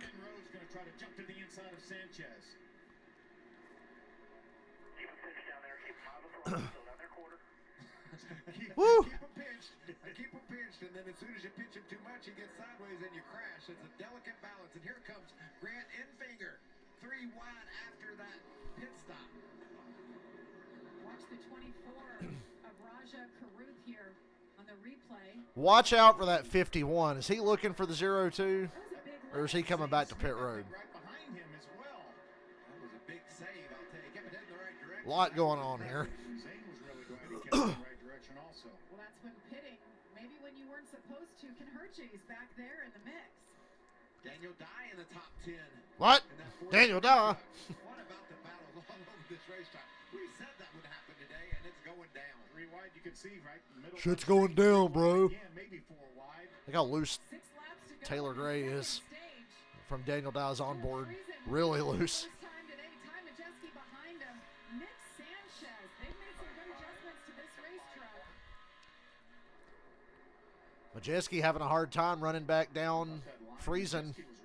5 to go in stage 2. And he's doing that to get off turn 4 stronger. Will it work? Will that pay off for him? We saw that work in the Cup race last fall. Last year, guys going really high. Here he is again. Now see if he turns it down to the bottom and try to get that good run off the corner, and he does. Definitely about a 1/10 of a second faster than Friesen that last lap, and he's gained on him even more this lap. These racers are so talented. They're going to step around and find some groove. Go where they're not, making sure you're doing something different so that you can get some runs on the truck you're racing against. Look at the momentum that Majeski will have coming up off the corner. Yeah, it takes Majeski a couple laps to get it together. Stuart Friesen's spotter saying he's going high and he's gaining on you, and Stuart will just adjust and take that line away if he can. What about Stuart Friesen today? You know, he went 3 laps. Friesen a little loose off a 2. Oh, we got a spinner in the back. 66 goes around. That's Connor Jones. Connor Jones busts his ass, and this stage will end under caution, and Friesen will hang on to get the playoff point. 66 was all over the place. I'm not surprised to see him wreck there. He was going up and down, blocking dudes. On the right front there has every look of some contact, sent him around. One goes hard into the safer barrier. Take a look and see what happened. Can we just mention just what these teams have done? Thor's Tricon Garage, both running 5 trucks apiece. That's him on the inside right here. Right in front of Haley Deegan, his teammate. Oh. Sends it in there and slams Matt DiBenedetto and takes himself out. Down to the bottom underneath Matt DiBenedetto. Not very smart. Squeezed a little bit, ran out of room, got into Matt a little bit. Yeah, that was a mistake, a late dive, as you said. That was a horrible move. Welcome to the Truck Series. Spotter's going to, doesn't really hardly even have time to say inside, and he wasn't even really looking inside. And if you fan out a little bit, the spotter may be able to tell Matt, hey, he's looking inside, but that was such a late dive that I don't think the spotter even had a chance. Nice effort by Matty D, saving it. So that's the 5th caution of the day.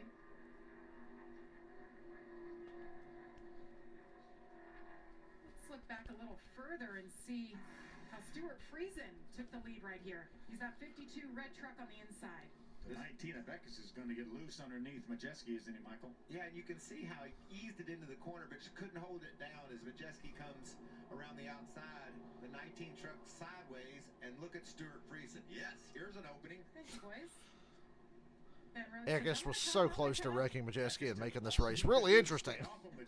It is getting good, though. Nick Sanchez is also going to take advantage as well and grab that second spot. Lap 69, nice. I was all on a restart, and guess what? We're going to have another restart. What? Oh, never mind. She's talking about stage 3. So that power play after the restart will give Stuart Friesen his first stage win of 2023. So we've had 2 first-time stage winners so far today. Maybe we'll get a first-time winner of the season at the end of this thing. Under yellow, Stuart Friesen wins the stage. Look at us actually enjoying a Truck Series race.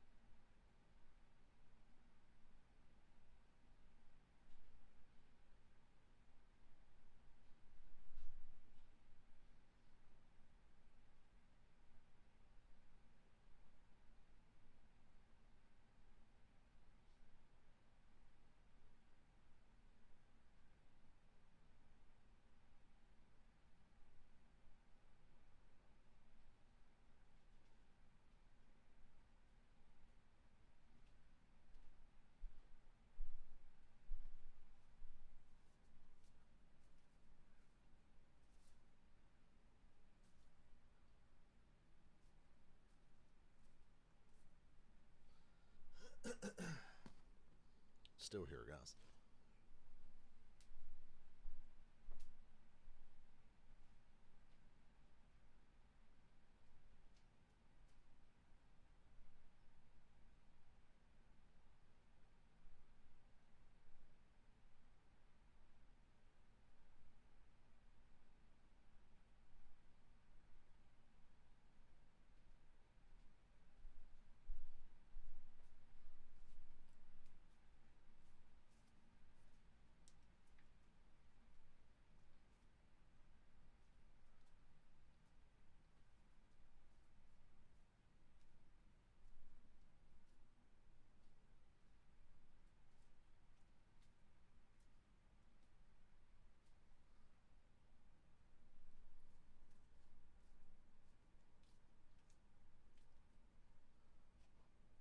Truck Series.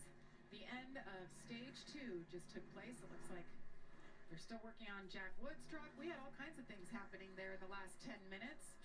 But in the end, it was Stuart Friesen picking up his first stage win of the season. Ty Majeski, Nick Sanchez, Christian Eckes, Ben Rhodes, Matt Crafton, Grant Enfinger, who won stage 1, Tanner Gray, Daniel Dye, and then Taylor Gray. Daniel Dye's first stage points ever here in the Truck Series, so proud of him. There's a look from the number 43 truck. Looks like he's pretty relaxed, huh? Yes. Hand out the window, trying to get a little air in. We've been talking about Carson Hocevar and the issues that he's had. He has a fast truck, but he's had problems, Regan. Well, and Jamie, these cautions continuing to help them out. They've actually already pitted once here while the pits were still closed to try and work on the left rear of that truck. You see the damage there. There is nowhere left to jack the truck up right now. The jack post is completely bent up horizontal with the race truck right now. They're having to jack it under the frame. So Look at the door on Hocevar's truck. To try and clean that area up, get some Barabond on it.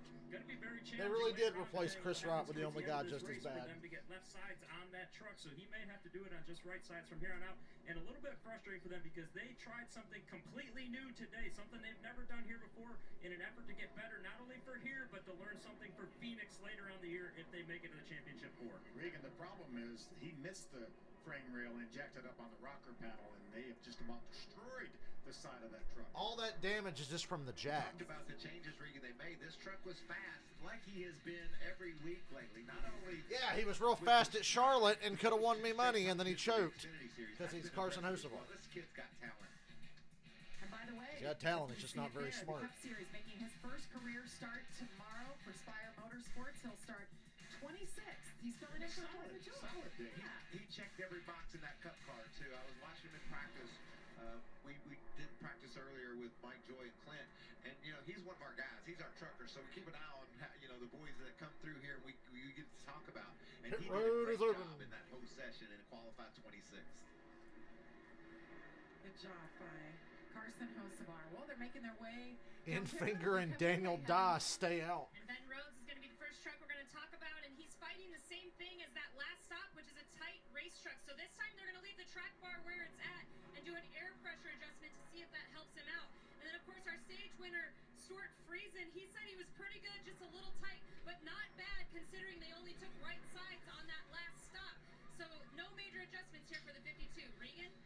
The two of Nick Sanchez having a good day as well. Told the team the truck is good. I don't really need any adjustments, just a good stop. And the 98 of Ty Majeski, of course, we saw him get up the track just a little bit there on that last restart with Christian Eckes. Just said that, man, it was frustrated with him about how they always get side by side and get into each other. On the splitter, pretty hard with that truck, as we see they are having difficulties on the right front, but on the splitter with that truck too much right now, a little bit tight in the center, both ends. A lot of adjustments happening once again for these race trucks. Grant Enfinger, the 23, will be the leader as he stayed out. Great job by Ben Rhodes' crew, Tanner Gray's crew to gain a bunch of spots on pit road. Matt Crafton's as well. Now, obviously, a lot of the trucks that pitted back on lap number 58 will stay out. Yeah, including Daniel Dye. You talked about those stage points. Daniel Dye second. Oh my God. Right up toward the front. Where the hell's Zane Smith? It's getting exciting for Daniel Dye. So all these guys up front there, Majeski needing those points.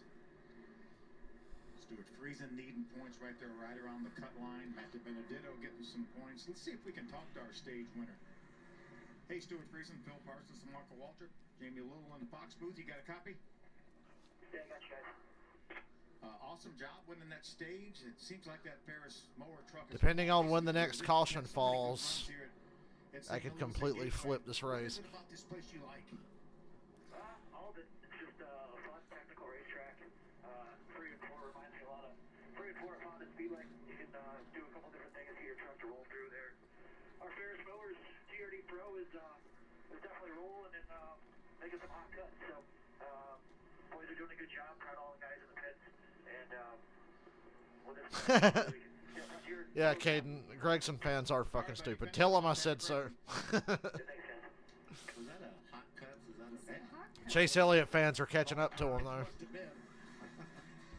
Oh, I mean, we've always known Chase fans are bad. For Grant The diehard Crazy Chase fans are insufferable.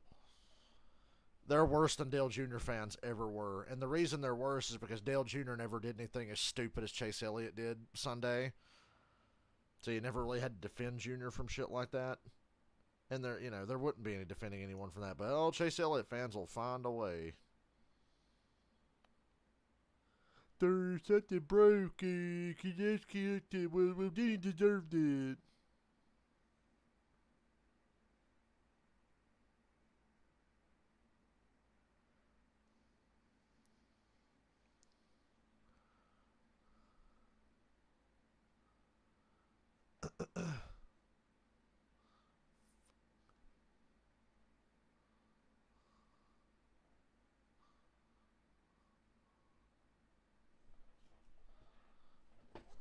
Excuse me, I gotta let the dumbass cat in.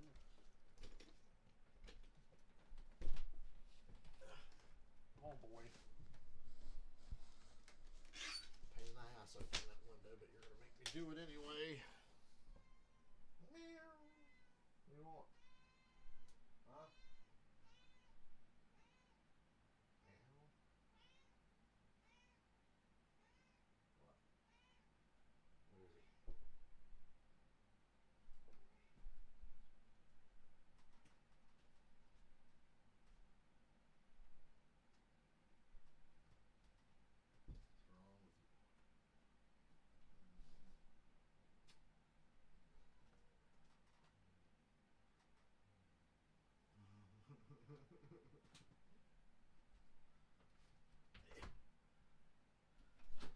What's wrong with you? Oh boy.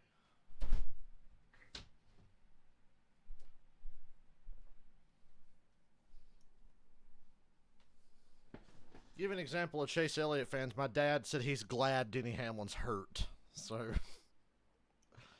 that's the kind of Chase Elliott fans we're dealing with.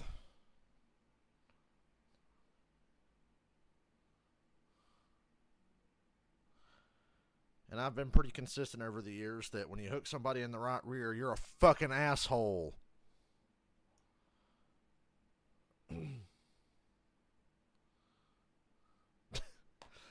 Yeah. Ask them why they don't like Ty Gibbs, Caden. If it happened in Xfinity and you can't hold it against him, ask him why they don't like Ty Gibbs. Because of all the times he showed his ass in Xfinity, that's why.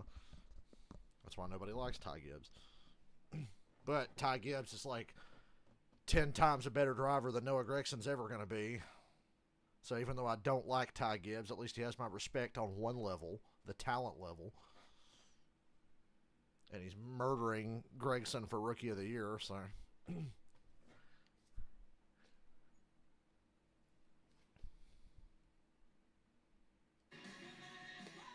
Beautiful and hot day in St. Louis, 93 degrees and climbing.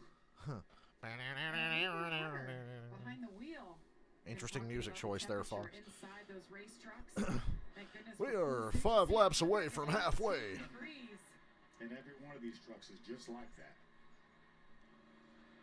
Daniel Dye and Grant Enfinger on the front row, followed by Ankrum, Garcia, DiBenedetto, and Holmes. Haley Deegan, top 10.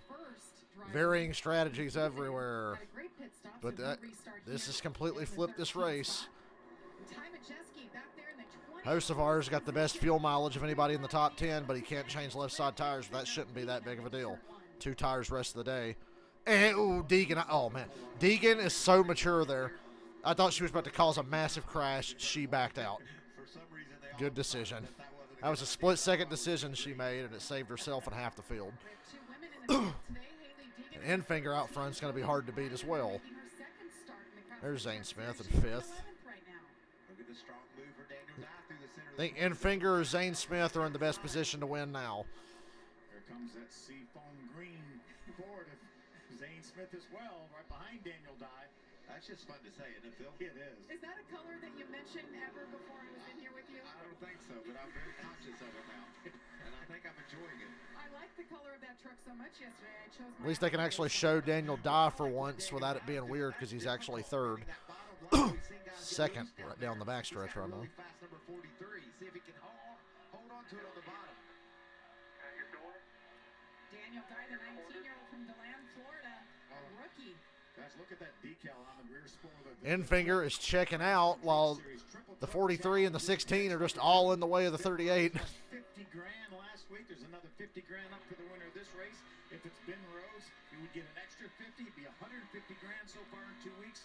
But for sure, we're giving away 50 grand at least today. Hocevar's fallen to 20th. Zane Smith third now. If he can keep that thing up in the top 5 all day long, that's how you build your career. That's how you get things going your direction. And that truck is handling so well. I like the way it squirts around the bottom. Daniel Dye racing as well as he bowls, right, Michael? He's a great bowler. He is that. He's a fun kid, too. A bowler, a golfer. And he's got the champion, Zane Smith, right behind him. So making these moves and performing like this is a very big confidence builder for a young man. So going back to the trip that you see there on the spoiler, you mentioned Ben Rhodes won last week. So if he wins today and then he wins in 3 weeks at our next race at Nashville, $500,000. That's $500,000. That's $500,000. Oh! Around goes Taylor Gray. Taylor Gray spins, but keeps it out of the wall. Caution's out at the halfway mark. What a save. That should have been a hard rear end hit to the outside wall, and he didn't hit the wall. Unreal.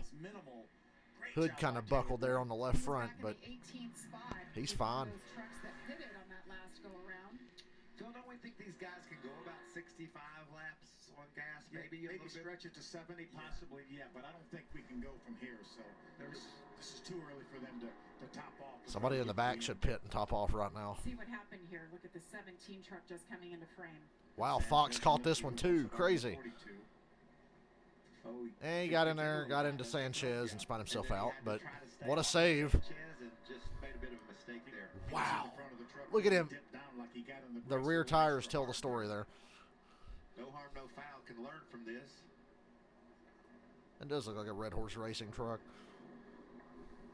Well, watch you get those rear tires going forward, and that keeps that truck from backing in the outside wall. That's when people talk all the time. When do you know you're wrecked? As soon as I hit something, I'm gonna drive it till I'm gonna hang on to it or do all I can till it makes contact. See what Jesse Love saw.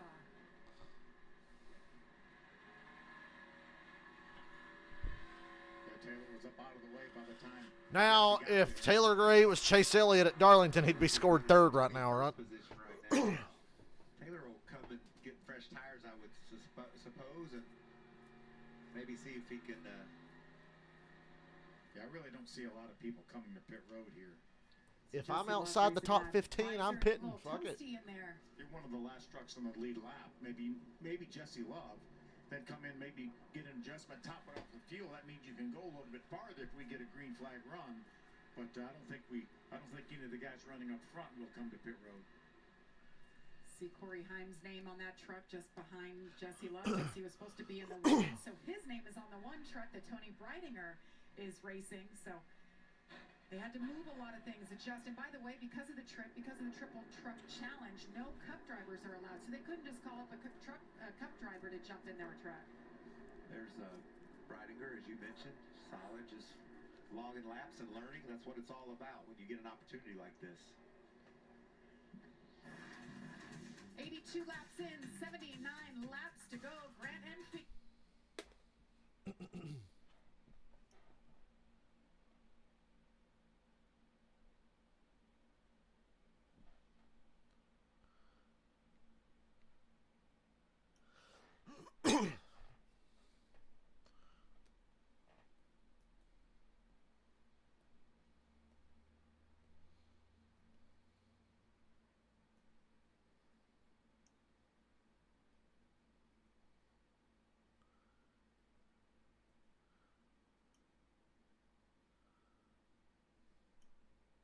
Check my Twitter. Nobody covers the truck races on Twitter like they used to.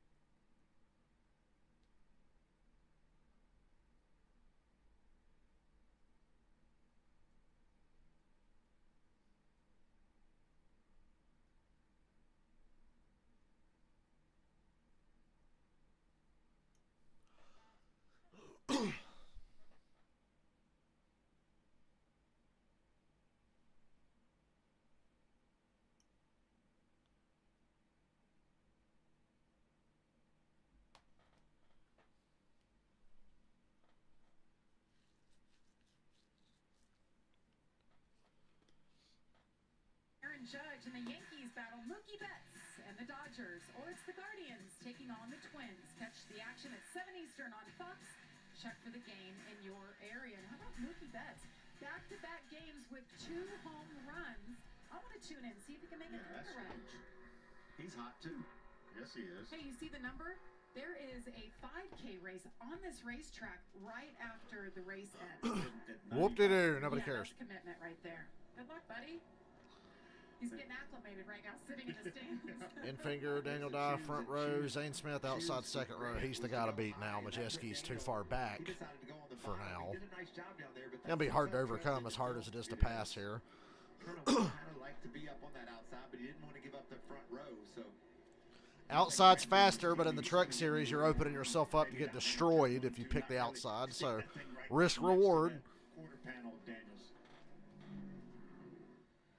Hopefully, anyway. That's how they draw it up. But we see teammates in the Truck Series go wrong a lot of times, I'll say.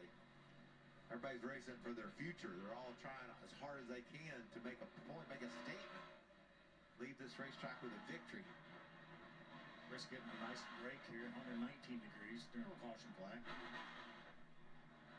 I always wonder, does it feel better when you're under caution and you feel the breeze, or when you're at speed? Does it make a difference? I think under green is better because you're focused on what you're doing. You don't think about how hot it is so much. The brakes are nice, but after a bit, you're like, let's go racing. Did you say after a bitch? In the stands. All right, so Grant Enfinger, he's led 18 laps so far today.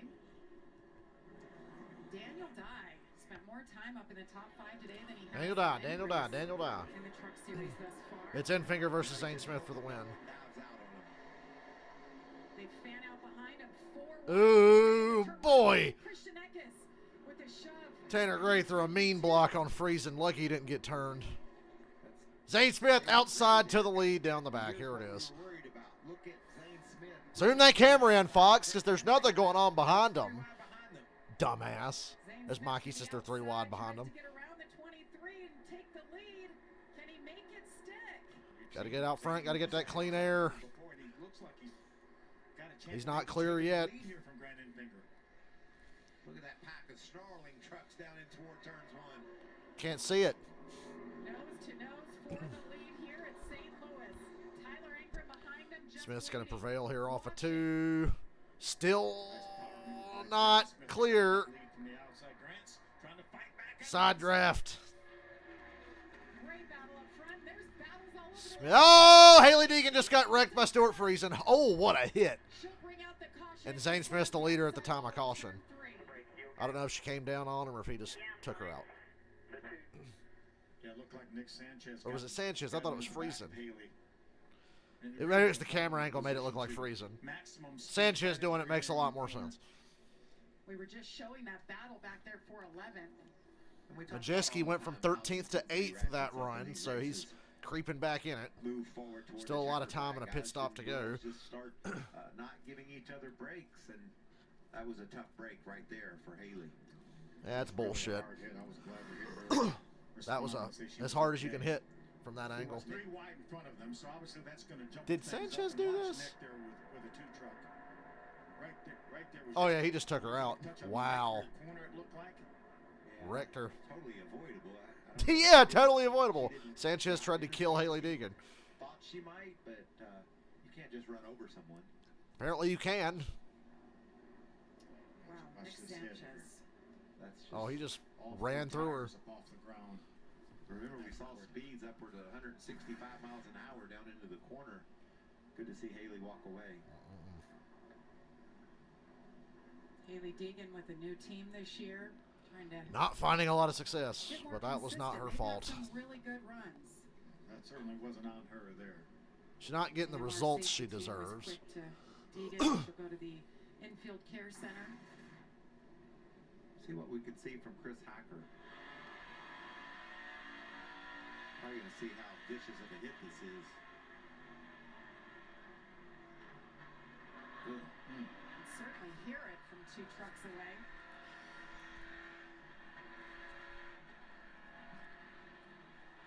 Just hate it for Haley and her team. Rich Lushes and all his guys.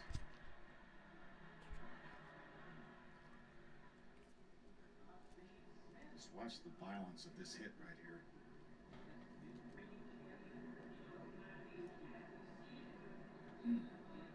Those safer barriers. We talk about the safeties of these trucks and the cup cars and what NASCAR has done. The biggest safety innovation in my mind is a guy that has hit concrete walls. Heck, I even broke a gate once. The fact that those safer barriers are up and the drivers hit those, it's just so different. There's a Haley Deegan fan disappointed by what he just saw. Haley finished 6th at Texas earlier in the season. Got a string of a couple good races going, and it's just been a tough month for that team.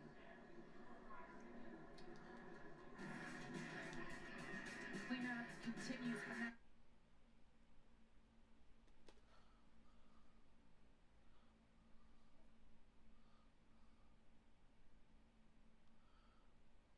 Truck Series.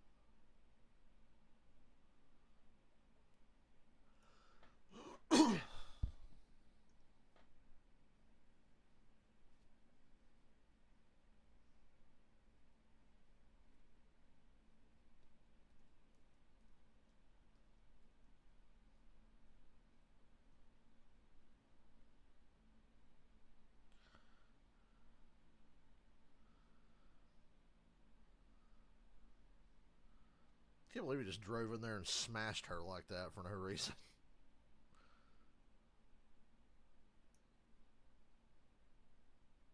What a dick.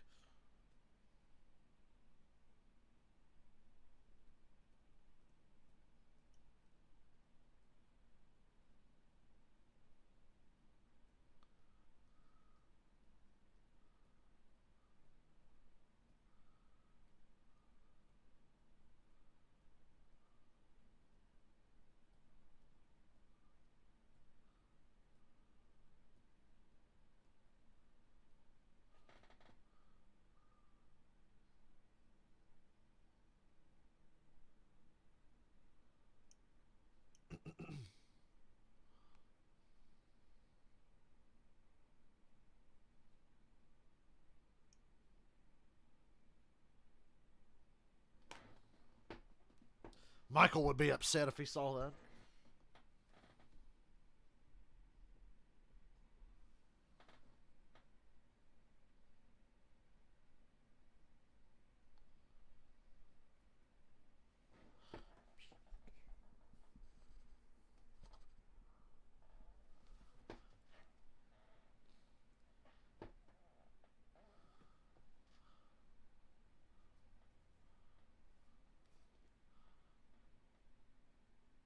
Truck Series started in Kansas here. Grant Enfinger victorious there. Then we moved on to Darlington, where Christian Eckes picked up his 2nd win of the year.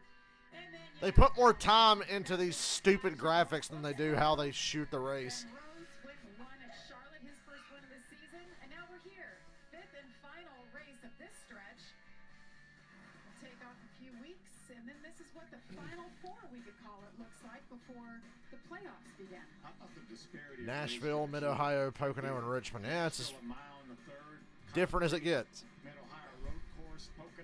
Bet you that Richmond race is going to suck ass. Remind me not to stream that one. Don't fall for it, Dale. Do not stream the Richmond truck race. You will be bored. But Mid-Ohio, Pocono, and hell, even Nashville, yeah, I'll probably stream them. Although I think Kyle Busch might be at Nashville. I'm not sure. Zane Smith pits there. I like it. Well, you can make it from here. Regan, do you like it? Well, I like it, especially if it works out, Michael. I checked with Chris Lawson, crew chief, just a moment ago. It was a late call to pit. They made that decision very late in the going, and they said, let's go ahead and pit right now. Asked him, are you in your fuel window? He said it's going to be really close, but why not roll the It's going to be close, but there's going to be cautions. You just got the trouble is here, restarting 27th and trying to stay out of trouble. For him, it's been very good out front. He said, all I need is But I think you'll get a couple of cautions. That's all he needs. That's what he just gave away. Majeski's got the track position back. He's still got to pit again, though. So who knows how this is going to play out. For sure. He's going to come back in, top off. I like this move as well. I do too. Because he knows every other truck on the racetrack pretty much is going to, everybody he's competing against will have to pit again, whether it be under green or under caution. And when they do, he can just drive right by him when they're on. Keep an eye on that. Again, green or caution, either way. So 68 laps to go. What'd you guys say the fuel window was? We think 65, but caution here, one more lap in the books, and then, you know, maybe no attack on the restart. Just let it roll for a bit because of what Phil said. They're all going to pit anyway at some point. He might be a little vulnerable if we get some overtimes. That may be tough for him. Well, I love when crew chiefs are willing to gamble because then it plays. Take a gamble. Majeski's been better than you all day. You just got out in front of him there. But he went from 13th to 7th on that last run. So he was probably going to get back to you. And we're back with back-to-back games as Memphis takes on New Jersey at 1 Eastern, and then they battle Michigan and New Orleans at 4 p.m. It all kicks off tomorrow on Fox and the Fox Sports app. Love the USFL. Gives me something fun to do during the summer months after the racing's all over. Some people need football all the time, That's right. so that's your fix. And these kids, they're out there in the heat, enjoying it. What a great crowd today, too. Great crowd. Sold out tomorrow. Every single ticket is sold out for tomorrow's Cup race. Concerts, got the Midway. A lot of fun. Is Dirks playing tomorrow? Dirks is playing tomorrow. I think Duggar's playing tonight. Duggar's here. See how this plays out. I mean, you get a race, you get concerts, and hey, if you want to run a 5K, you can have at it and do that too. I'm going to pass on the 5K. Thank you. Come on, let's do it after this. Yeah. Put the shoes on. Green flag. Enfinger, Daniel Da, De Benedetto, and Ankrum. Still fighting on that bottom, trying to get Rhodes in a move here on 5th. Grant. Always in there I'd say Enfinger and Rhodes are the best trucks in the top 5. But Majeski's right behind them. Matt De Benedetto in the 25 in the second row, trying to make a move to take that third spot. Grant wants to take care of Daniel as much as he can, being his teammate, but he doesn't want to get the lead up. Ben Rhodes in the 90. Daniel Da. Squirrely getting loose. But giving the 23 plenty. They're giving each other plenty of room. Good teammates. Just like that. Ooh. Don't pull out. He wants to take the lead. Looks to the inside, going into turn 1. Side by side they go. It's really hard to do what Daniel's doing. Fight that truck on the inside. Stay behind him, Daniel. Give him a push. I'll drive away and decide. Enfinger gets out front. Matt De Benedetto with that 25 truck up to 3rd. Carson Hocevar is back up in Hocevar 7th. all the problems he had, all the damage. Majeski back up there as well, right now being shown in 6th. They told Haley Deegan was evaluated, checked out all right, and released. Some good trucks battling here. Nick Sanchez, the 2, Kraft in the 88, Bailey Curry in the 41. What an entertaining affair we have here. Reason going after Hocevar. Haven't talked a lot about Tyler Ankrum. He's done a nice job hanging up out here in the top 10. Grant Enfinger continues to lead up front, but this battle right here for 6th. Stuart Friesen's had such a solid truck today. Talked about him coming in here just 1 point below the cutoff line. Not that we're too concerned, but there's no room for Hocevar ran Ankrum pretty wide there off of 2. Heather. Tyler Ankrum actually really likes this racetrack. He told me earlier that he's never had a bad race here, but they've never really had a great race, and he hasn't had a lot of fun. But right now, running in the top 10, he's enjoying himself and said over the radio that the truck feels good at this point in the race, so we'll see if he can stay up front as the 19 tries to take over. Feel like I'm not even watching the race. Yeah, just to follow up. He's had a couple Everybody has to pit again. It's been a few weeks that it's been a Except little maybe tough. Zane Smith or maybe a couple others they didn't mention. Surely he wasn't the only one doing what he was doing. Truck was the talk of the town yesterday, Phil. Really fast in practice, but we just haven't seen that much speed. Oh, a little Damn, bump there. Sanchez got a bump from Holmes. Don't fuck with Sanchez. He'll just run you over. No race down the front. Christian Eckes, as Regan reported earlier, under the weather, and he had the brake issues early on. So hasn't been running up front the entire day. Started there, but back in the 9th spot, so still digging. Nice move by Chase Purdy to get around Brett Holmes. He made it 3 wide for a moment. Sanchez is going to ease out in front of Purdy. That's a battle for the 11th spot. See, there's when Purdy pulled to the inside. He wants Sanchez to know that he's coming. He wants his spouter to say, looking inside. His spouter. And then maybe Sanchez would drive up the race. Who's your spouter? Wasn't really close enough to make it work that time.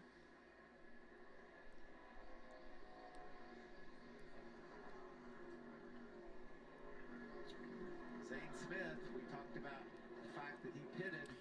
Everything's getting strung out again, but this just plays right into Zane Smith's hands, I think. There you see him coming off turn 2. Although you'd probably like to see Right one behind caution. Jesse Love. I think he's on a bit of a Conservation. yeah, maybe just a little bit of a run to get up toward the top 20 and see what happens. A little bit different strategy for Zane Smith back there, but Grant Enfinger continues to lead his teammate Daniel Dye in second. 60 laps to go from St. Louis. Well, they got 2 wins. They can play whatever strategy they want.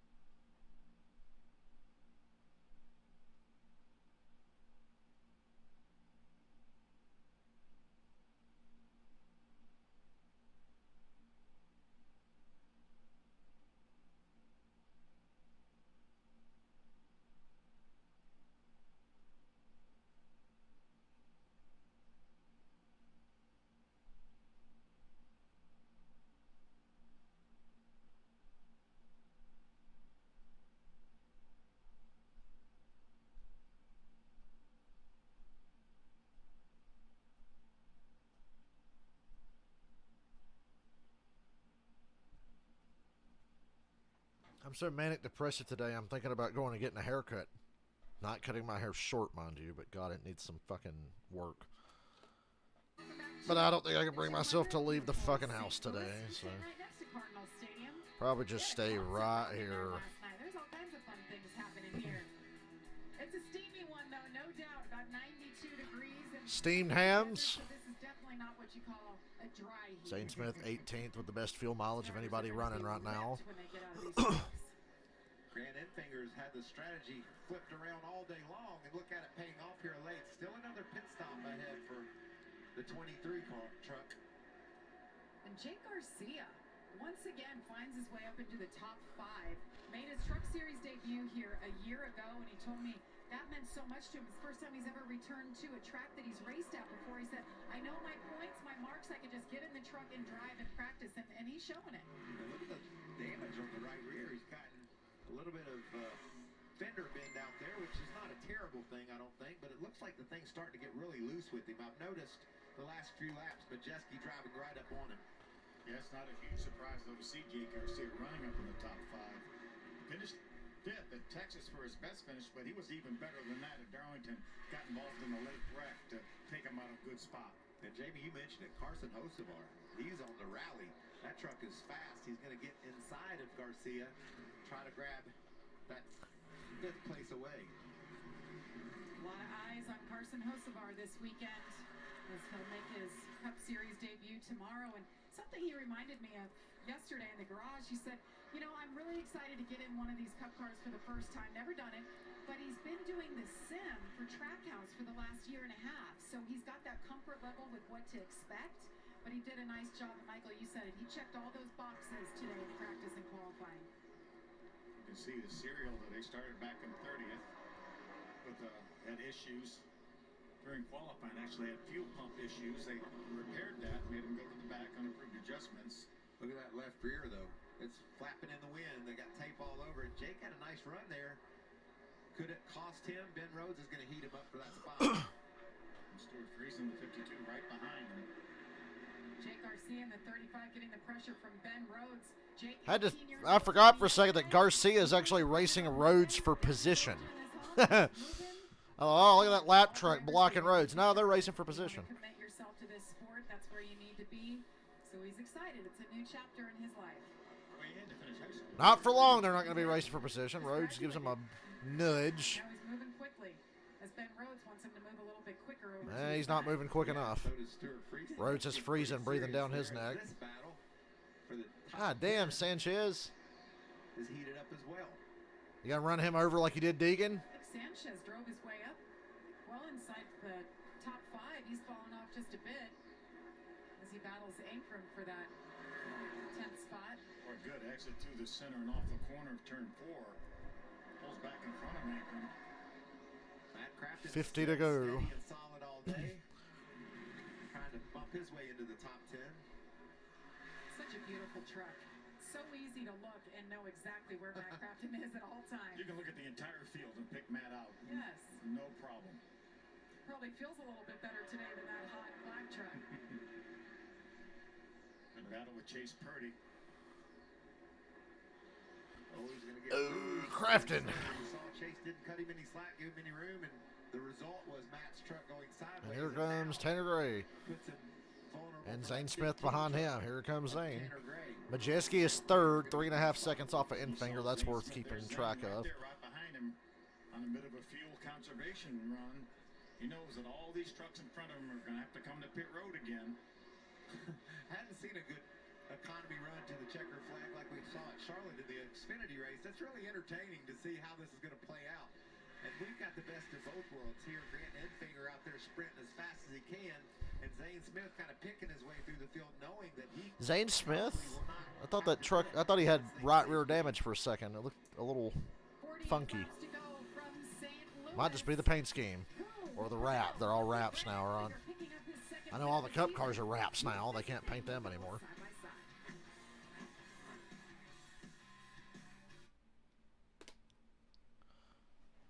Rhodes finally going to get by Garcia. No, they're going to run up on Norm again. Fucking Norm Benning causing more problems. And Rhodes is... he wanted to block Friesen, but he cut him a break. Rhodes was passing Garcia, and they run up on Norm Benning. Oh, Friesen loose. Rhodes gets the spot back. Now he can go back after Garcia. Garcia's doing an incredible job of getting in the way. Look at the 3 trucks lined up nose to tail right behind him. Running 6th.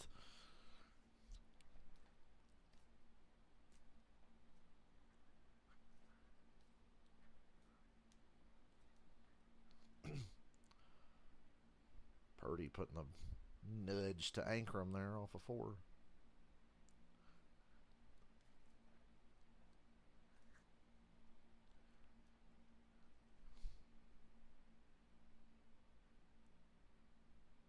Norm Benning getting in the way again. Ruining another good battle. Damn, they split him 3 wide.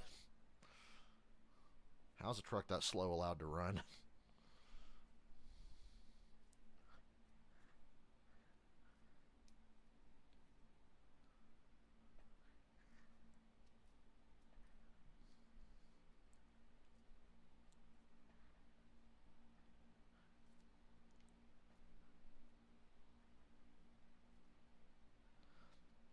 Zane Smith's not getting the caution I think he needs. I think he needs 1 caution.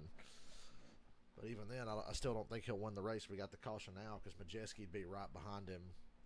And the tire fall off's not strong, but by the end of the race, you would notice a big difference in Zane's tires versus Majeski's after a 30-lap run or so. After Zane's been on these tires already for like 25, 30 laps now. Whatever it's been. Right at 25 laps, I think.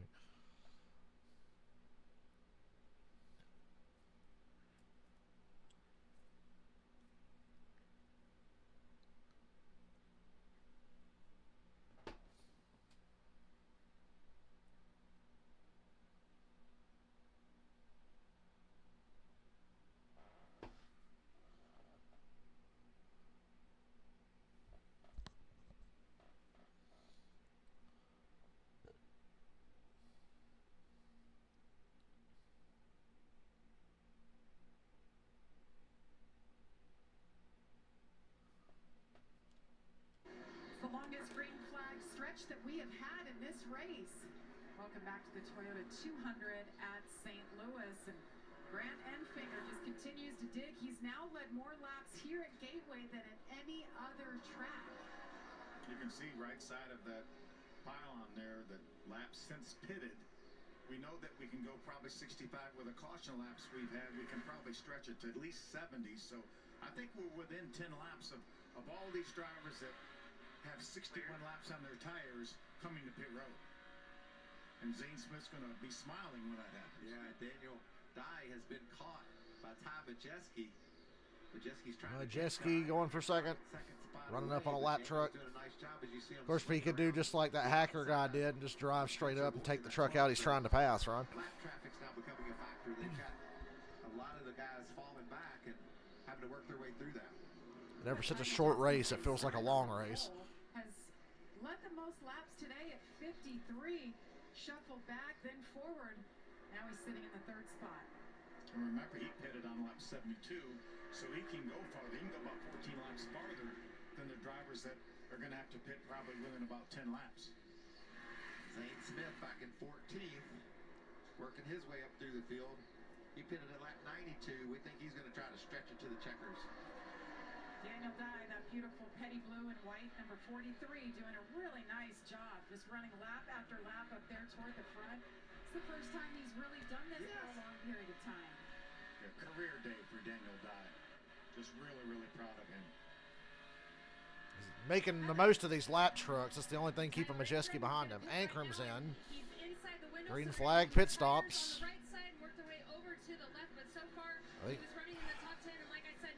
Where's Zane running? 13th. Might as well just see it through. Run it till it runs out of gas, Zane.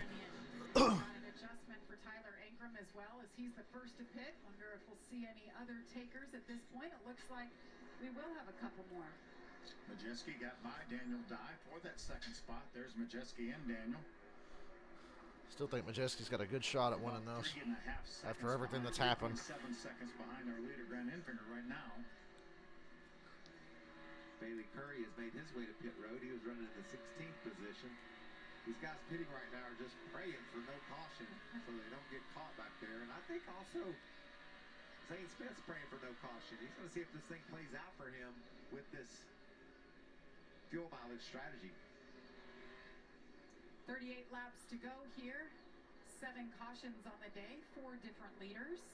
Solid day for Matt DiBenedetto. That's good to see, too. This team's been a bit up and down, had some good runs. Today's a solid day.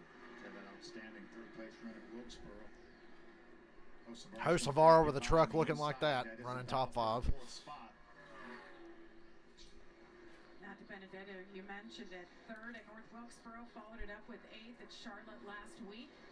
Sounded really pumped up yesterday, like we're hitting our stride. Got an engineer this year, got a little more resources, another year now to work with this same team. Of course, Matt DiBenedetto in the Cup Series for many, many years. Came back to the Truck Series last year. That was a veteran move there, too, Phil. He knew Carson was better. Looked in his mirror. There was nothing behind Carson. Rolled up to the top. Let the 42 truck go. Fall in behind him. Yeah, lose no time. That's right.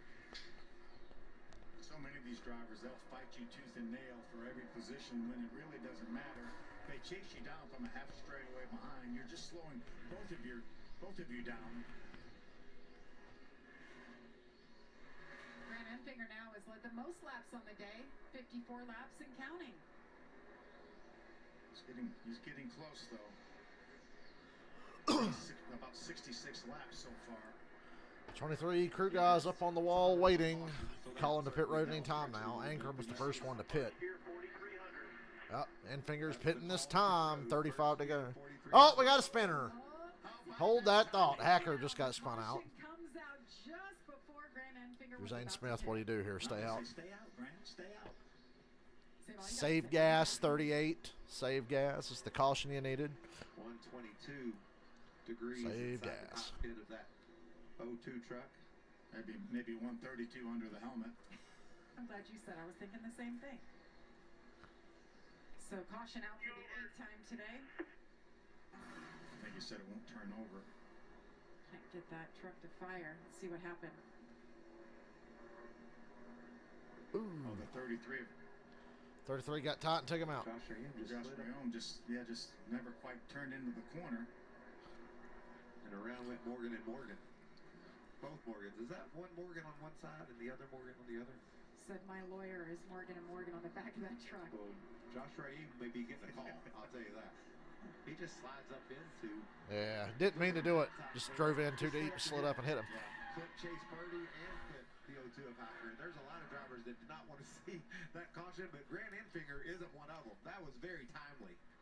Everybody that pitted on lap 58, they all were coming to pit road pretty soon. It's really going to hurt Ankrum, who already made his green flag pit stop. And a lot of drivers did some really nice work getting around him because he's right smack in the middle of the racetrack. Including Zane Smith, who is back there in fuel conservation mode. And I'm telling you, you cannot see through that smoke. You don't know where that truck is. You really rely heavily on your spotter. And Zane just feeling Smith's your way through that. Michael Pitt got 35 laps on his tires. Before Zane Smith's team, we're going to bring him in just for a little dash of fuel. Nah, Because stay we know out. we're going to beat everybody out that's going to change tires. What do you think of that? I like it, or else this caution flag might give them confidence. Maybe they know. Yeah, We maybe. talked about Enfinger had run 60-some laps probably at this point. Maybe the Caution's 38 breed teams caution. that we Does got stay is out. just stay out. We'll lead the bid. Don't even take the chance of getting on It's pit road. crazy for this team too. We think of his consistency, champion, how good he is week after week. Since he started, I think once again, though, it's Majeski's race to lose. 3 weeks though have been tough. got involved in a wreck there at Darlington. Finished 22nd that day. He had issues. He was having electrical issues as well. Got caught up in something coming off a corner at North Wilkesboro. Finished 32nd there. And then just got away from him there at Charlotte. Watch Raja come through the Charlotte infield here. Third at Charlotte. That's just not like this team, as you guys alluded to. Put all that behind him. Yeah, I was talking to Chris Lawson, his crew chief. He said, one thing if we didn't have speed, that'd be one thing. But we've had speed, and he said the only thing it does is this is probably not the truck that we would have brought here. The truck we had at North Wilkesboro would have been the truck, our better short track truck. Even though we see speeds over 160 miles an hour, this really races like a short track. He said this is more of a 1.5 mile truck, so it's not really not what they wanted to be here, but it's doing pretty good right now. And if the strategy plays out, he's probably going to have the lead here momentarily. It's been a great day for the 38 truck. Shown back there in the 13th spot. What's See what Zane he gonna decides do? Big pit stops here. Big pit stops coming. A lot on the line right now, and Heather, they're coming your way. Matt Benedetto will be the first in on my side. He said he's on the board. Zane Smith sliding stays to the out. rear of that truck, so just a little free. I just checked with his crew chief, and he said we may or may not do adjustments here, so we'll wait and see what the 25 does. And on the 23 of Grant Enfinger, he said he's a little tight on that long run, but he felt pretty good in clean air, and he feels like he will be good for the short run. So just a slight air pressure adjustment for the 25. Regan? Daniel Dye having a great day right now. The team told him make sure you stop short. He is pitted right behind the 98 of Ty Majeski. Want to give him room to get out. As for the truck, he says it's good. I don't want any changes with it. And the 98 of Ty Majeski up and down in the pit so far today. Needs a good stop set. Free me up just a little bit. The truck's just a little too tight right now. A lot of adjustments there, as most of the trucks came down pit road, but a handful, stayed out on track, including the 38. Yeah, Few trucks stayed out. Right side tires. He didn't want to take any time to try to get that left side jacked up. He did A lot of two tire stops. That could help Zane as well. That puts Majeski a little further back. And the fact that Zane Smith wasn't the only guy to stay out. So he's got a buffer between him and Majeski, but will it be enough? Zane Smith and Jesse Love are the two trucks that are on the lead lap. Zane Smith, Jesse Love, Hocevar, Freeze, and Purdy, then Majeski. I don't think it's going to be enough of a buffer, but we'll see.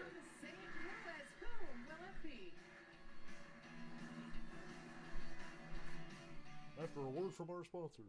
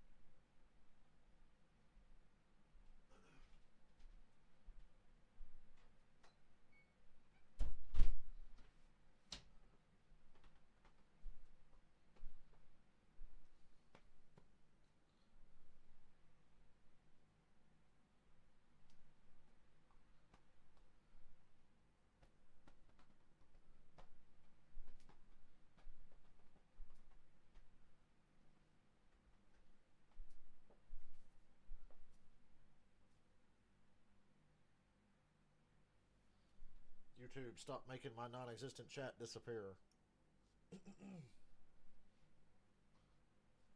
Zane Smith, Jesse Love, Carson Hocevar, Stuart Friesen, Chase Purdy, Lawless Allen. What? Lawless Allen, really? Is that leaderboard right? It can't be.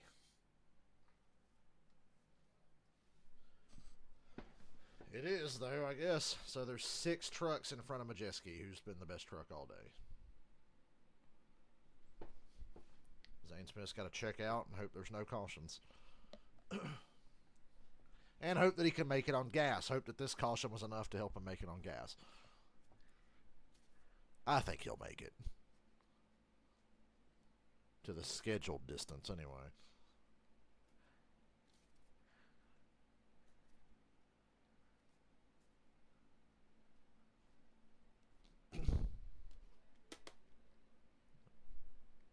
Worldwide Technology Raceway and beautiful Worldwide Technology Raceway just rolls right off the tongue, doesn't it? It's a hot and steamy day. We're getting ready for a restart, and it's Ford versus Toyota on the front row. Tricon Garage versus Thor Sport, and what a battle! Each have 5 trucks in the field. Take a look at what they've done this season so far.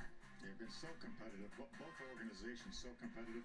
Thor Sport coming off their 2nd win of the year at Charlotte with Ben Rhodes. Tricon week in and week out. We talk about Corey Heim. Hate we're missing Corey Heim, but what a season it's been for that young man. Zane Smith chose the outside. Jesse Love decided to go behind Zane Smith. Hocevar has the inside. I think that's the safe route, Phil. You're down on that inside. Somebody's going to stick you for 3 wide if you don't get a good start. And here they come. 29 to go. Smith for Front Row Motorsports. Nice restart for him. Outside line really surged ahead. They're 3 wide per second. Ooh. And Zane Smith checking out. Hocevar fast through turn 1, though. Really fast. Clears Jesse Love. Ooh. Clean air, Zane. Clean air. Check out. I'm rooting for them because I like their strategy. That's the only reason I don't have any money or bets today, so I just like Zane Smith. I like their strategy. He went from 3rd all the way to 18th. What a bad break for that young man. They won't be able to overcome it either. Not with all these trucks have speed. Look at those wild dives into the corner. That's fun to watch. Frustrating as a driver, though, giving up those spots this late in the race. Chris Lawson with that different strategy. That is driver mid-pack is above Nick Sanchez in the 88 and Matt Crafton. But Zane Smith finds himself back up front, leading more laps here. 11 and counting. Chase Purdy in the top 10 again. Solid run here for that young man. And there's Grant down on the bottom. Remember, older tires on that 11 for Jesse Love. First ever Truck Series start. He's done a nice job of holding his position, though. I mean, he hadn't fallen back that much. He's going to have some guys get in because they've got more experience. They got better tires, maybe even more importantly. But he's done a nice job of minimizing his losses on this restart. Jesse Love's a name we're all going to be talking about for many years to come. Just 18 years old. He can get in anything. Pavement, dirt, anything. He won a big midget race this week. About 45 minutes from here. He's always racing something. Making his Truck Series debut here, but he's going for the championship in the ARCA Menard Series. Has 3 straight wins in a row as he tries to hold off Ty Majeski. Majeski's going to get to the bottom. Not quite. So clear.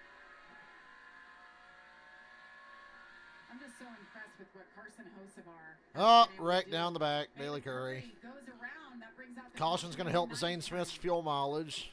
Just a little more insurance for Zane Smith in his fuel situation. Bailey Curry was. Hocevar was right there with him. Hell. Yeah, Hocevar, now you want to win this week. You couldn't win for my money bet last week, but now you want to try to win. I like it. Combatant. Yeah, they're just angry with each other right now. Competition. Hocevar owes me like He didn't want to see $20 this or whatever it was even last though week. he may benefit a little bit by a little fuel saving, but Zane had the lead, had clean air. I don't think he wants to have to go through another restart if he can help it. Let's look back at what brought out that caution. Sterling camera work there, fine. Saw a truck on the inside there. Don't know if there was contact or Yeah. maybe Bailey just got a little bit loose up off the corner. Couldn't really tell. But I think he kept it out of the wall, though. I do too. That's all you can hope for in that moment. Problem is right now, if he has flat spotted tires, he will have to put older tires on. Our buddy Daniel Dye with the onboard footage.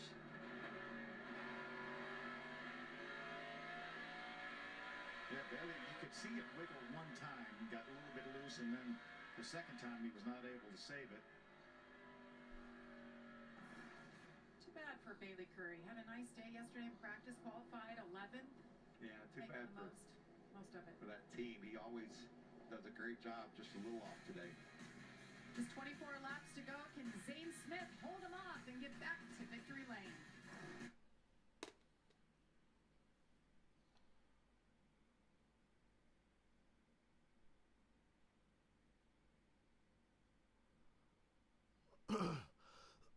Sorry.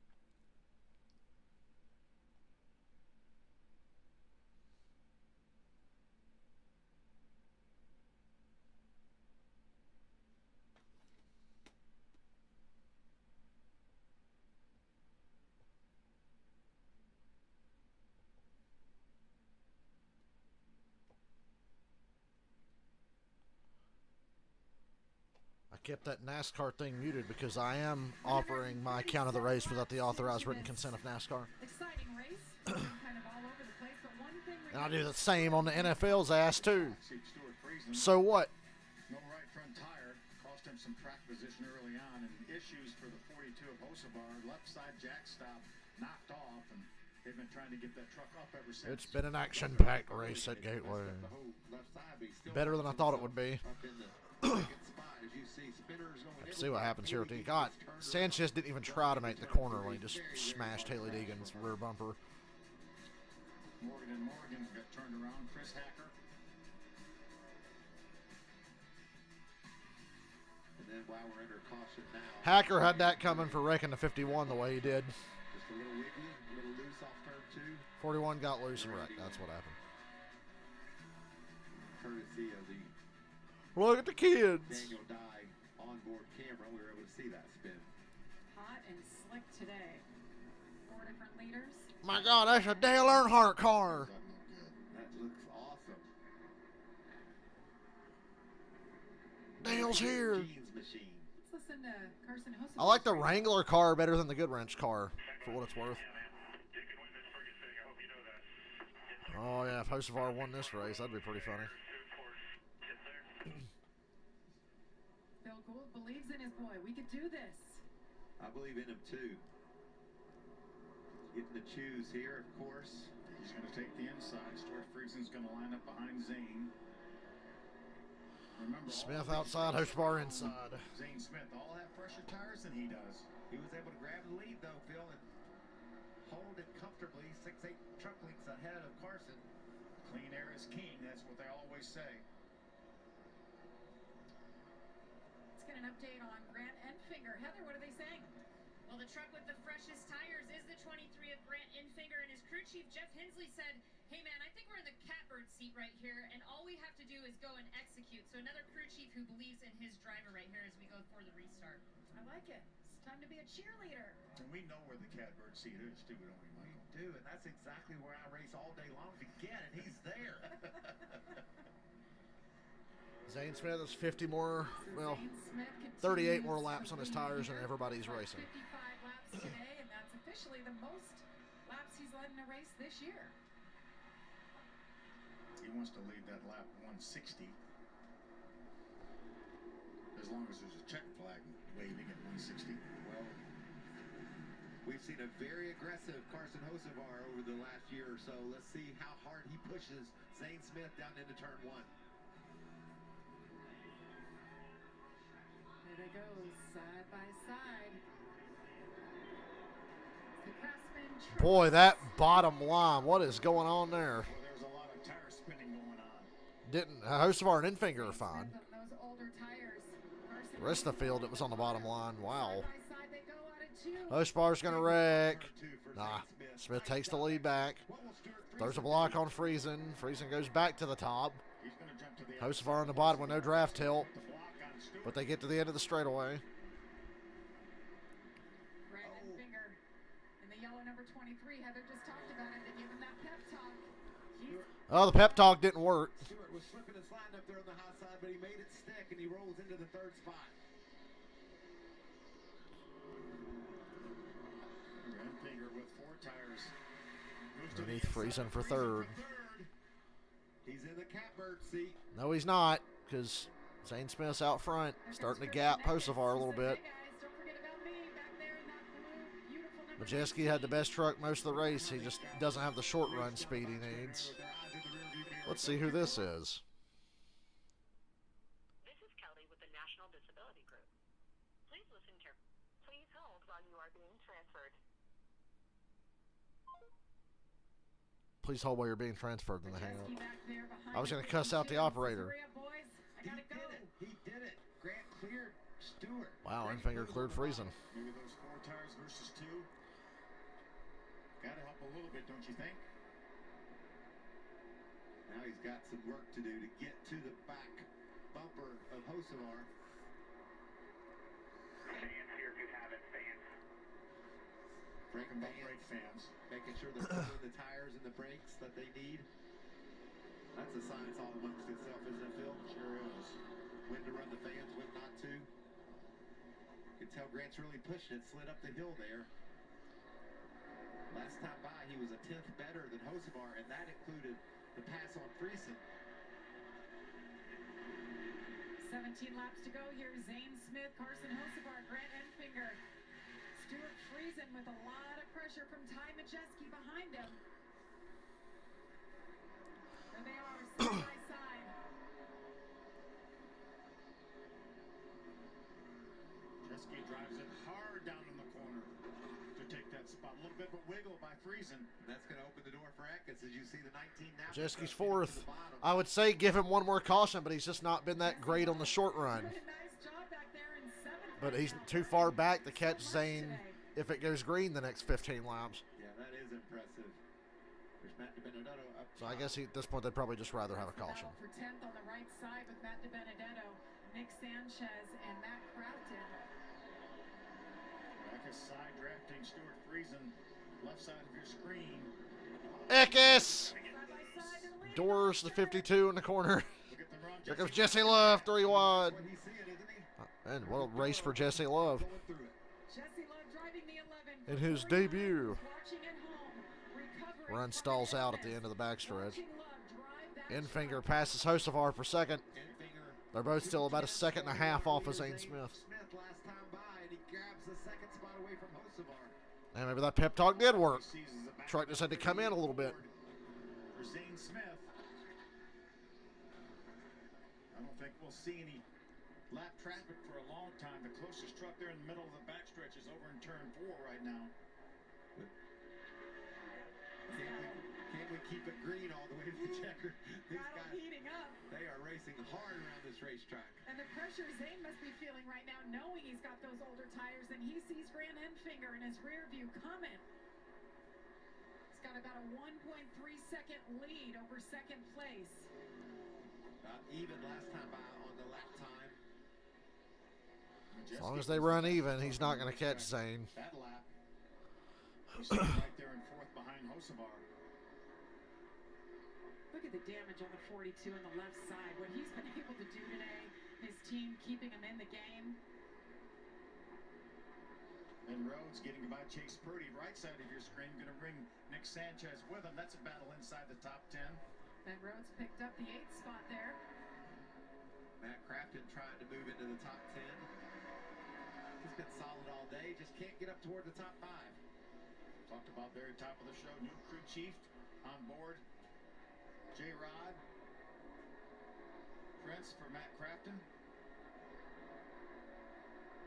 Talk about Ty Majeski as he tries to make a move on the 42 of Carson Hocevar. Ty Majeski got his first pole of the season yesterday, started on pole today, and trying to get his first win of the season.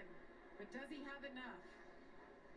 Okay, Zane Smith, Michaels, put the afterburners out. Yeah, Zane Smith checked out. Half a second added to his lead over the last 2 laps. They probably told him Enfinger picked up 3/10 on you, and then he just fired off. Ty Majeski, side by side with Carson Majeski for Hocevar, 3rd. Takes it. Majeski to the 13. 10 to go this time. He's 2.8 back. Caution! Spinner in turn 4. Oh, no, that's turn 2. My bad. It's the backstretch. Zane sure didn't want to see that. Well, at least you know you can make it to the end now. But, yeah, Majeski's fast. Enfinger's fast. This could be a shit show right here at the end.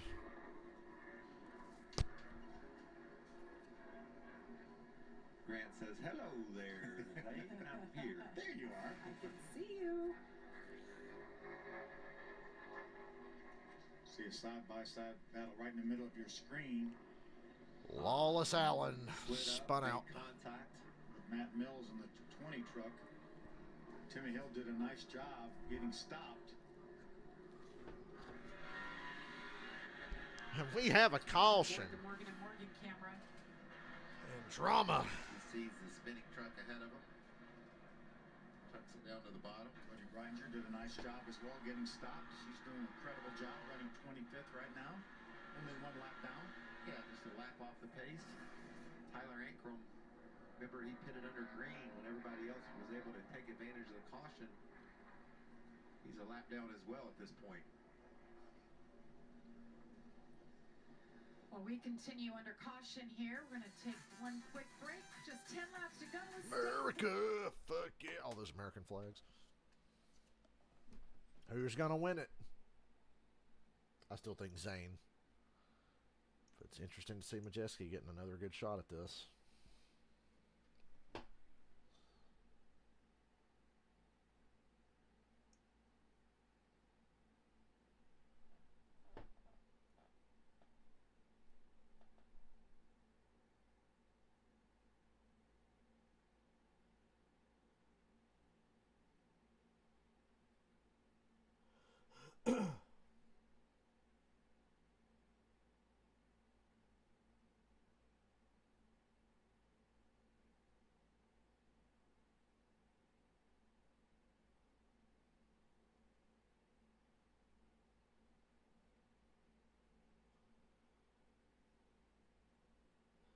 Bro, SmackDown did a 2.6 in the ratings. That's fucking crazy.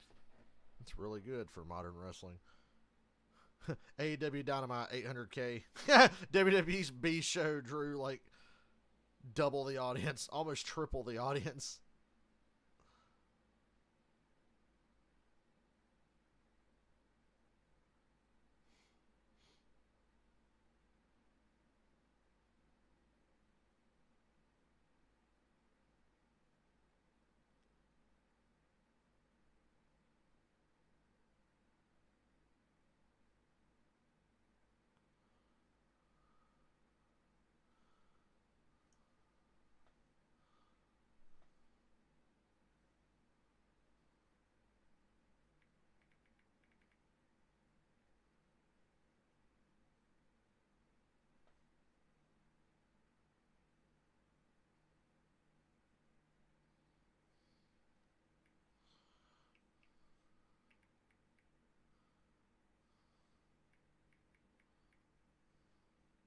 Dude, I hate this fucking phone.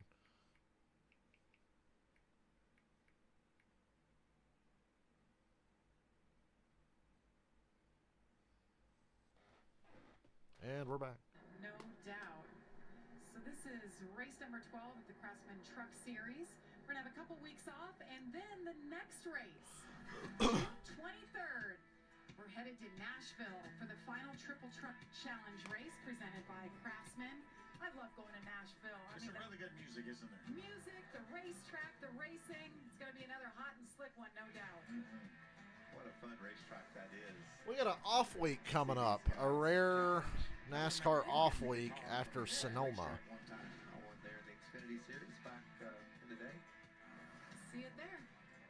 FS1, June 23rd. I swear everybody in Nashville can sing. That's right. Waitresses, Stars bartenders. everywhere. Yeah. Here's the choose. Big shoes here. A little bit of Smith, different tire Enfinger, disparity. Obviously, front Zane row. about Majeski gas outside, now. Hocevar inside, Over 60 second laps row. in his tires. Grant Enfinger, Ty Majeski both had 4 tires on lap I'm 1. barely going to get a break between races, but fuck it. He went back racing. He didn't This charge race has at been Bakersfield. worth watching. We talked about that. He took care of those tires, just picked his way up a few spots, but when he got that track position, he put the hammer down. We really thought when Enfinger got to second, he was going to chase him down, and Zane just reached back for a little bit more and actually ran faster prior to the caution than Enfinger was. But it's all about the restart now.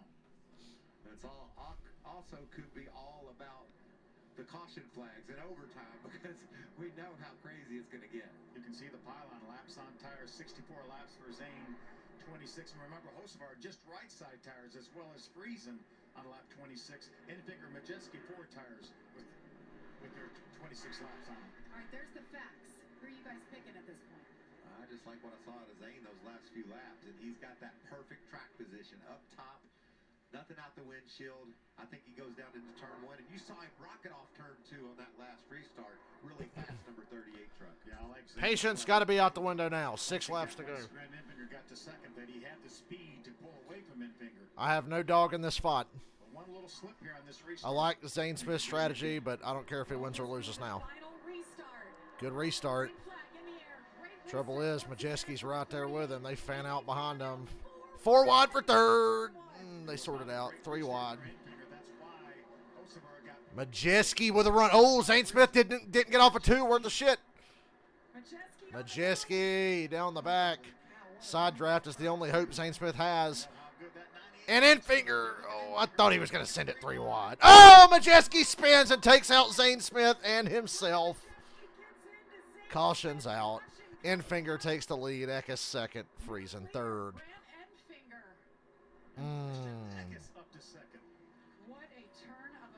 Zane Smith, oh, he got a lot more damage than I thought, but Majeski definitely got the worst of it. Oh, good news. Fuel mileage is not a concern for the 38. No. We see it happen so many times. Tremendous amount of damage to Majeski's truck. I'll be damned. Talked about Tim Duggar's going to be here. That's what he looks like. Right, just about threw him off. Just about threw him off that truck. Upside down. Let's look at this one once again. Just gets loose. Classic. We've seen it all night long. We also talked about yeah. all day long how they were obviously not intentional. Just charge harder and harder. Majeski didn't have the speed on the short run. Zane had the outside line. Was probably going to get a better run off the corner, so Majeski just overdrove it. Couldn't do anything about it. Fighting a losing battle. But he got to the inside of the leader. He had to make it happen. Because like I said, he doesn't have the short run speed. We've seen it happen time and time but had a great restart. Put Put himself in position and ultimately fucked himself over. We saw driver after driver run down there and get a little loose, but the majority of them have done a nice job hanging on to it. Let's see what Daniel Dye sees as he's racing behind Matt Crafton. I think Crafton's left rear. What a great move. Got by 2 trucks there.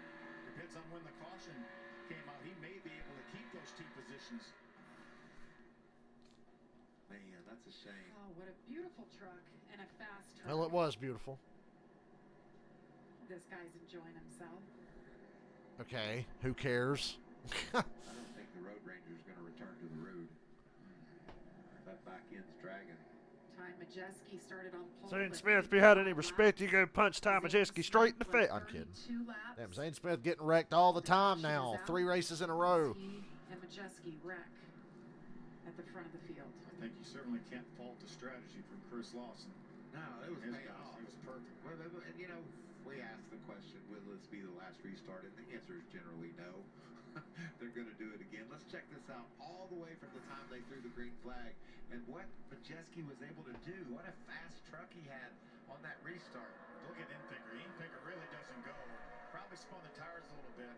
Then was worried about Hocevar over trying to dive bomb him as well as Friesen. Keep your eye on the 98 in second right here. Watch him just jump on the throttle right here and go.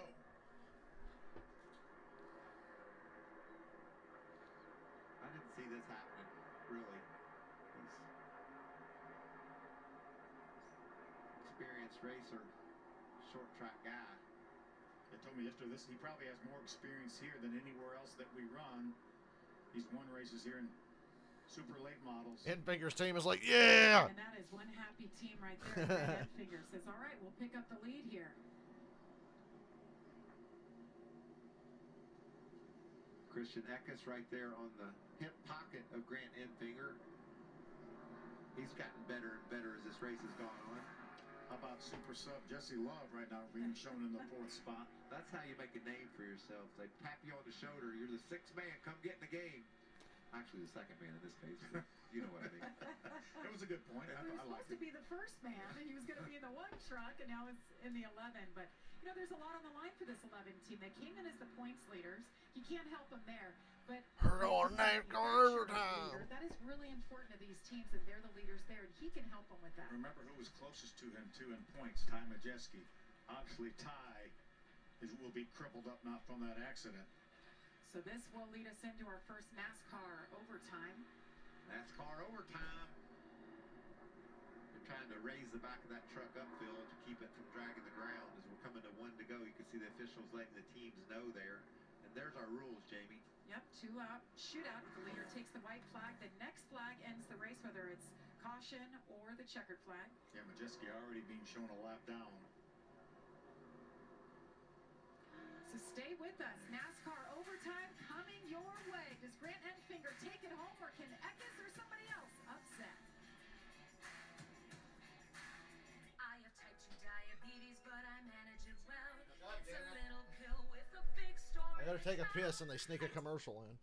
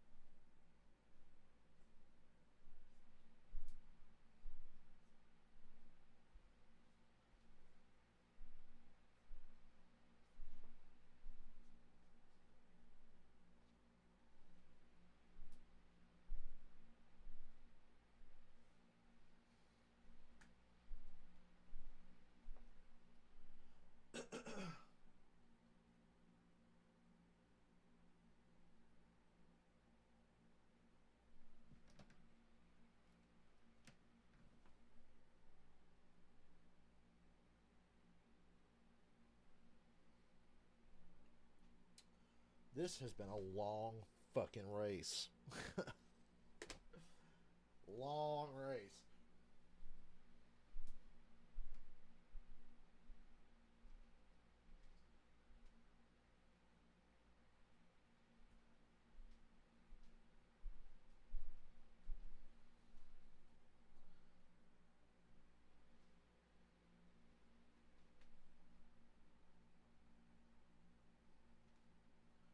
But we're coming to the green for overtime.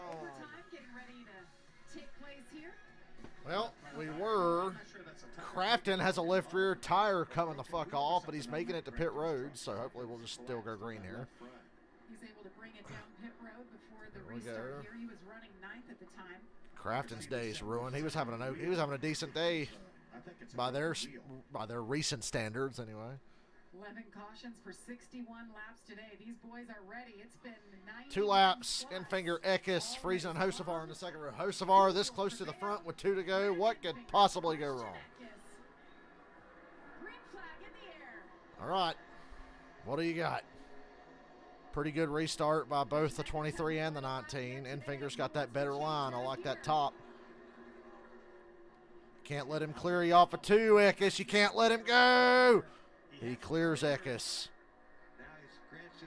Now it's pretty much just a one-on-one race. They're side by side, maybe going 3 wide for third.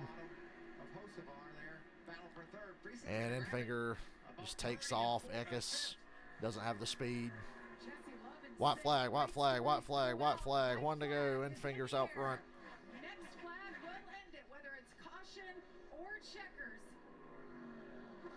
Grant Enfinger, turning point was Kansas about a month ago during this 5-race stretch. How about Enfinger? He's got to go through 2 more corners. Eckes had a decent little run off of 2. It would take a ridiculous dive bomb move to get him here. Oh, he's going to try to arc it and cross him over, right? Ain't gonna get there. Grant Enfinger wins at Gateway. In overtime. The 2 best trucks fumbled the ball, gave it right to Enfinger. Good for Enfinger. I like him. Said somebody spun off a 2 on the last lap. And NASCAR let him race back to the green or the checkered. Jesse Love 9th in his first ever truck race. Matt DiBenedetto finished 6th. Purdy 5th. Garcia gets a top 10.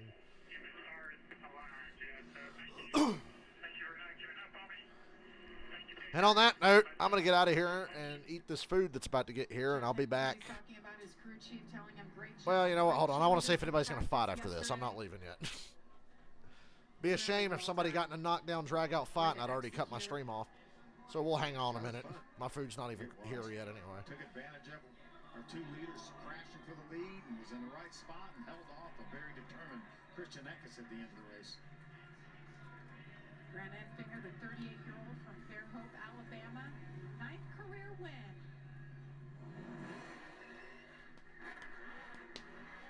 It's been a while since the Enfinger, Eckes, Friesen, Hocevar, Purdy.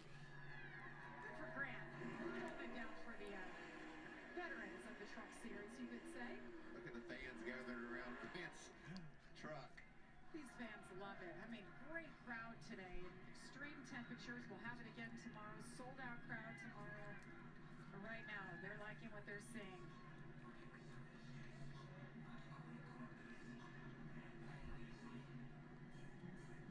Great run for Christian Eckes.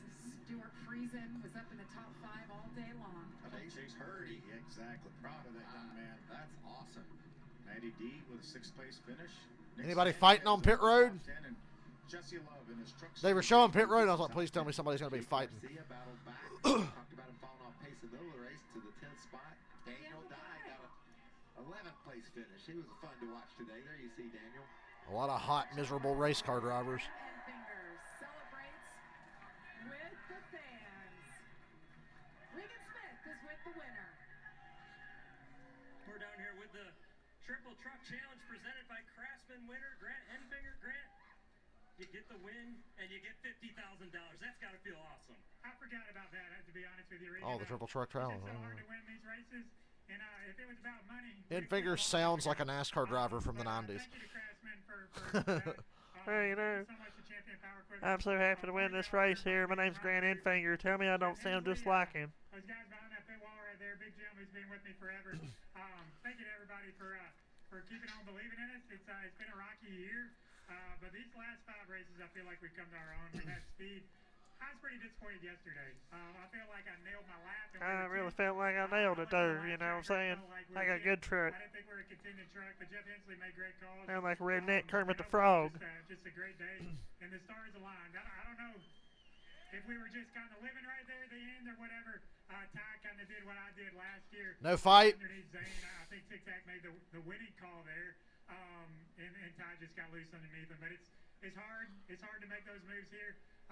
But I'm just so proud of these guys. So proud of Champion Power Equipment. As good as time as any to announce we're expecting another baby. So Michelle, I'll be home tonight to see her. So life is good. Yeah, buddy. Woo! Love that. The stars have aligned. Congratulations. The family. All right, I'm out of here. I'll be back in a few minutes because the Xfinity race is coming right up. Don't y'all go nowhere.